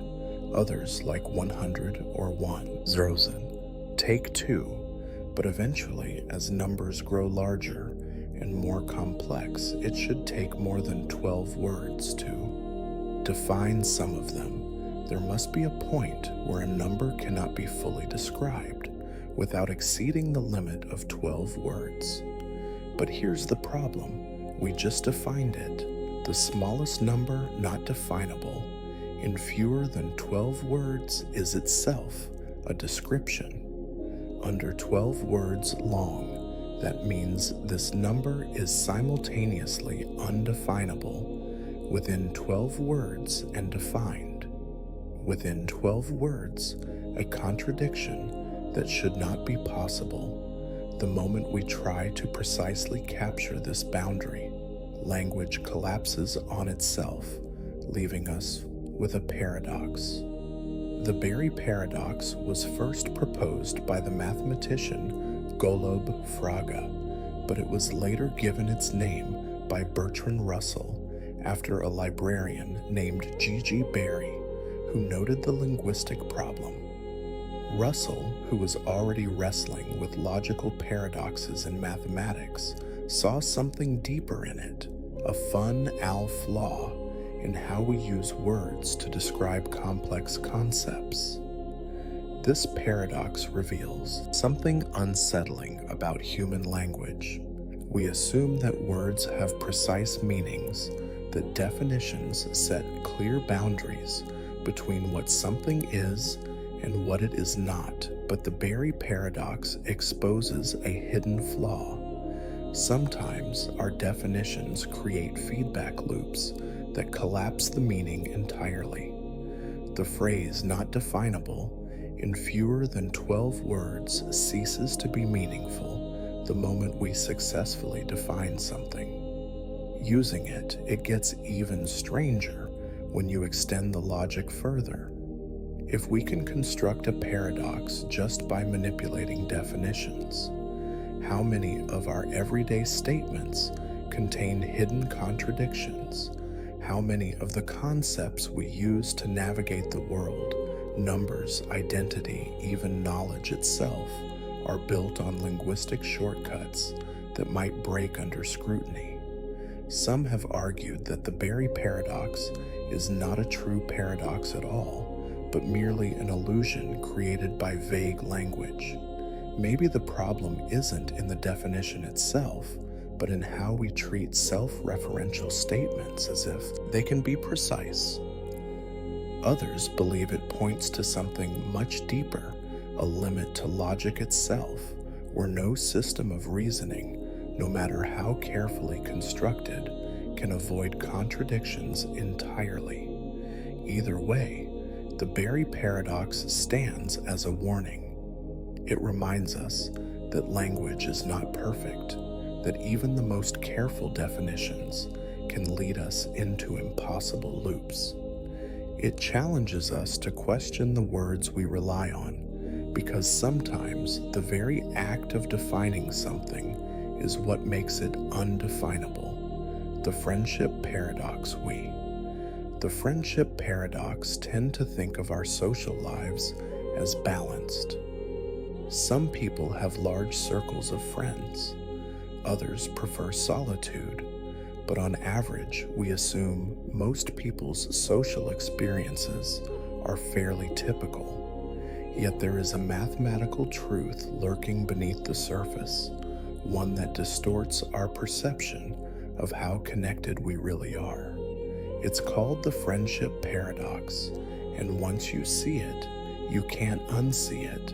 It begins with a deceptively simple observation. Your friends, on average, have more friends than you do. This sounds wrong after all. Friendship is reciprocal. If you're friends with someone, they're your friend too. Shouldn't friendships distribute evenly across a network? And yet if you were to go through your list of friends and check how many connections each of them has, you'd likely find that most of them are more socially connected than you. How is this possible? The paradox arises from the structure of social networks. Highly connected individuals, those with many friends, are more likely to be in your circle than people with few connections. A person with a vast network of friends is simply more visible in social spaces. If someone has 500 friends, they appear in far more people's social circles than a person with only 5 friends. This means that statistically, most people's social experience is shaped by the presence of those who are more connected than they are. Think about a crowded party. The host, who likely has a large social network, is seen by nearly everyone in attendance. But the quiet guest standing in the corner, who knows only a handful of people, might go unnoticed. Social visibility is unevenly distributed, and this distortion makes it seem like everyone around you is more socially active than you are. The implications go beyond just friendship. This paradox affects every kind of network, from professional connections to online influence on social media. For example, people tend to follow celebrities, influencers, and content creators within large audiences. This skews perception. Even if the average user has only a few followers, they mostly see people who have thousands or even millions. The result, it feels like everyone is more popular than you, even when that's not statistically true. This effect has consequences beyond social comparison in epidemiology. For example, diseases spread faster through well-connected individuals. If an illness enters a community, it's more likely to be transmitted through highly connected individuals, making it seem like everyone around you is infected before you even catch it. In economics, wealth often follows a similar pattern. The people you interact with may seem wealthier than you, not because most people are rich, but because wealthier individuals have broader social and professional circles, making them more visible in the system. It even plays into politics and cultural influence. If ideas spread through well-connected individuals, it might feel like everyone believes something simply because the most vocal or influential people are repeating it. This is why trends, political opinions, and cultural movements can seem far more dominant than they actually are, not because they're truly widespread, but because they're concentrated in the most visible parts of the network. The friendship paradox forces us to question how we see our own social world. It reminds us that our perspective is not neutral, that the people we surround ourselves with are not necessarily representative of the larger population. When you feel like you aren't as connected, as popular, or as socially active as those around you, it might not be because you are lacking. It might just be a mathematical illusion. The preface. Paradox and author. The preface.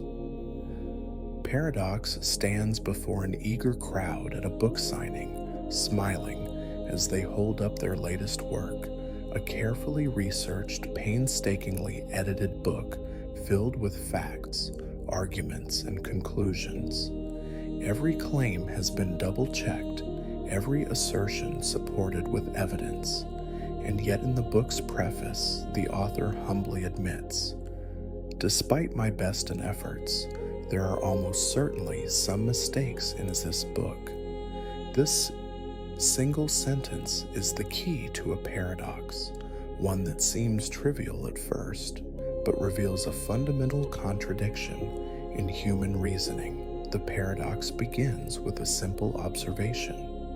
If the author truly believes every individual statement in the book, then they must believe the book is entirely correct. Yet if they also believe that mistakes are inevitable, then they must believe that at least some of the statements in the book are false. How can both beliefs coexist? The contradiction lies at the heart of the preface. Paradox, a challenge to our understanding of rational belief and knowledge itself to break it down. Consider what it means to believe something rational. Thinkers strive to hold only justified, well-supported beliefs. If the author has done their due diligence, they should believe every claim they have written. After all, to include a statement they don't believe would be dishonest. And yet past experience has shown that even the most rigorous works contain errors. No book is perfect, no argument airtight. The author's general knowledge tells them that human error is unavoidable. The paradox emerges because these two beliefs, believing every statement in the book while also believing some must be wrong, are logically incompatible. At first glance, the solution seems obvious. Perhaps the author doesn't actually believe every single statement, but instead merely accepts them with high confidence. But this only shifts the problem rather than solving it. If rationality demands that we proportion belief to evidence, then we should never be completely certain about anything. However, we often act as if we are stating facts, making claims, and constructing arguments with the full conviction that they are correct. The paradox highlights the strange tension between intellectual humility and epistemic commitment. One proposed resolution comes from distinguishing between local and global reasoning, The author believes each individual statement based on specific evidence, but their belief in potential errors is not about any single statement. It is about the book as a whole. It's a meta-belief based on the general understanding that humans make mistakes in this way. The contradiction dissolves each individual belief is rational on its own, but the larger recognition of fallibility operates on a different level yet. This explanation doesn't sit well with everyone. It raises a deeper question. If we always admit that some of our beliefs must be wrong, then how can we ever be justified in claiming certainty about anything if even the most careful logical thinkers accept the possibility of error? Then is all human knowledge fundamentally uncertain? The preface. Paradox serves as a reminder that rational belief is not as simple as it seems. We must navigate the fine line between intellectual confidence and humility, certainty, and skepticism. And so, as the author signs another book and hands it to a reader, they may wonder, is there a mistake on this very page? The Raven Paradox. A scientist stands in a field staring at a single, the Raven Paradox, black raven perched on a fence post. He nods and scribbles something in his notebook.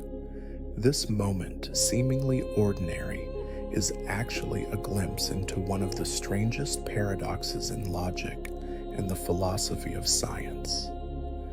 The Raven Paradox. At first, the idea seems simple. All ravens are black. That's a reasonable statement based on observation. But how do we actually confirm that it's true? The answer, according to logic, is through inductive reasoning, by seeing more and more black ravens each. Black raven we encounter strengthens our belief that the statement is correct. This is where things take a turn. The philosopher Carl Gustav Hempel in the 1940s pointed out something unsettling about how logical confirmation works. It starts with a basic rule in logic. If a statement is true, then anything that contradicts it must be false. For example, if the rule all ravens are black is true, then its opposite must also be true. Everything that is not black is not a raven. That seems harmless at first, but here's where the paradox kicks in. If a green apple is not black, and it is also not a raven, then according to logic, the apple actually confirms our statement about ravens. Yes, you heard that right. By looking at a green apple, you are supposedly confirming that all ravens are black. This means that every time you see a red chair, a blue book, or a yellow sunflower, you are, strangely enough, gathering evidence that all ravens must be black. This sounds absurd after all. A green apple has nothing to do with ravens, and yet according to the laws of formal logic, it contributes just as much confirmation to the hypothesis as actually spotting another black raven. The problem isn't the logic itself, it's the unsettling conclusion it leads us to. If this were true, then a scientist trying to prove that all ravens are black wouldn't even need to look at ravens at all. He could just spend his time collecting data on every non-black thing in the universe and claimed that indirectly he was proving the color of ravens. It's a paradox because it follows the rules of reasoning perfectly, yet it defies common sense. This issue highlights a deeper problem in how we define confirmation and evidence in science. We usually trust observations that are directly relevant to what we're testing. If you want to prove that all swans are white, You look at swans, not bricks or pine cones, but the Raven paradox forces us to ask what actually counts as evidence. Should logic always take precedence over intuition? Or does our natural sense of relevance matter? Many philosophers have tried to resolve this paradox. Some argue that in theory, the green apple really does count as evidence, but just very weak evidence compared to actually seeing a black raven. Others say the paradox is a flaw in our assumptions about confirmation itself, suggesting that real-world science doesn't follow such rigid logical rules. Either way, the Raven paradox remains a haunting puzzle in the philosophy of science. It reminds us that even the simplest statements, like all ravens are black, can spiral into unsettling contradictions when examined closely, and so as the scientist in the field watches the black raven take flight, he wonders what is truth. If even a green apple can confirm it, the elevator paradox, you step into the elevator paradox building, press the elevator button, and wait, it arrives. The doors slide open, and strangely enough, it's already occupied. It feels like this happens almost every time. The elevator always seems to be coming from above, rarely from below. You might not think twice about it, but this everyday experience hides a subtle yet fascinating paradox first proposed by physicist George Gamow. The elevator paradox plays with our expectations about randomness and probability. If an elevator moves freely between floors, stopping as needed, then you might expect to catch it coming from below just as often as from above. But that's not what actually happens. The key to the paradox lies in how elevators behave in busy buildings. Imagine a skyscraper with dozens of floors. More people tend to gather on the lower levels, lobbies, office spaces, food courts where foot traffic is highest. This means that the majority of elevator trips start from the lower floors going up. As a result, elevators spend more time traveling upward from lower floors than downward from higher floors. But here's where it gets counterintuitive. If elevators spend more time higher up because they are frequently called from below, then when you press the button, the elevator is more likely to be coming down rather than up. This gives the illusion that you always find yourself stepping into a downward moving elevator, even though logically it seems like it should be a 50-50 split. A similar effect happens in random sampling. Imagine you're standing at a bus stop and buses are supposed to arrive every 10 minutes. In reality, delays cause gaps. So when a bus does arrive, it's more likely that you've been waiting during one of the longer gaps rather than one of the shorter ones. The same applies to elevators. The more time an elevator spends on upper floors, the more likely you are to encounter it coming down the elevator. Paradox is a reminder that perception doesn't always match probability. What feels like an annoying quirk of modern life is actually a hidden rule of statistical physics in action. So the next time you step into an elevator that seems to have come from above, yet again, remember, it's not just bad luck, it's mass. After 3 hours of unraveling the strangest, most mind-bending paradoxes, one thing is clear: reality is far stranger than it seems. These puzzles don't just challenge logic, they force us to rethink everything we assume about time, truth, free will, and even existence itself. But the real question is which paradox left you questioning reality the most? Let me know in the comments. And if you enjoyed this deep dive into the possible, consider subscribing for more. There's always another paradox waiting to be explored.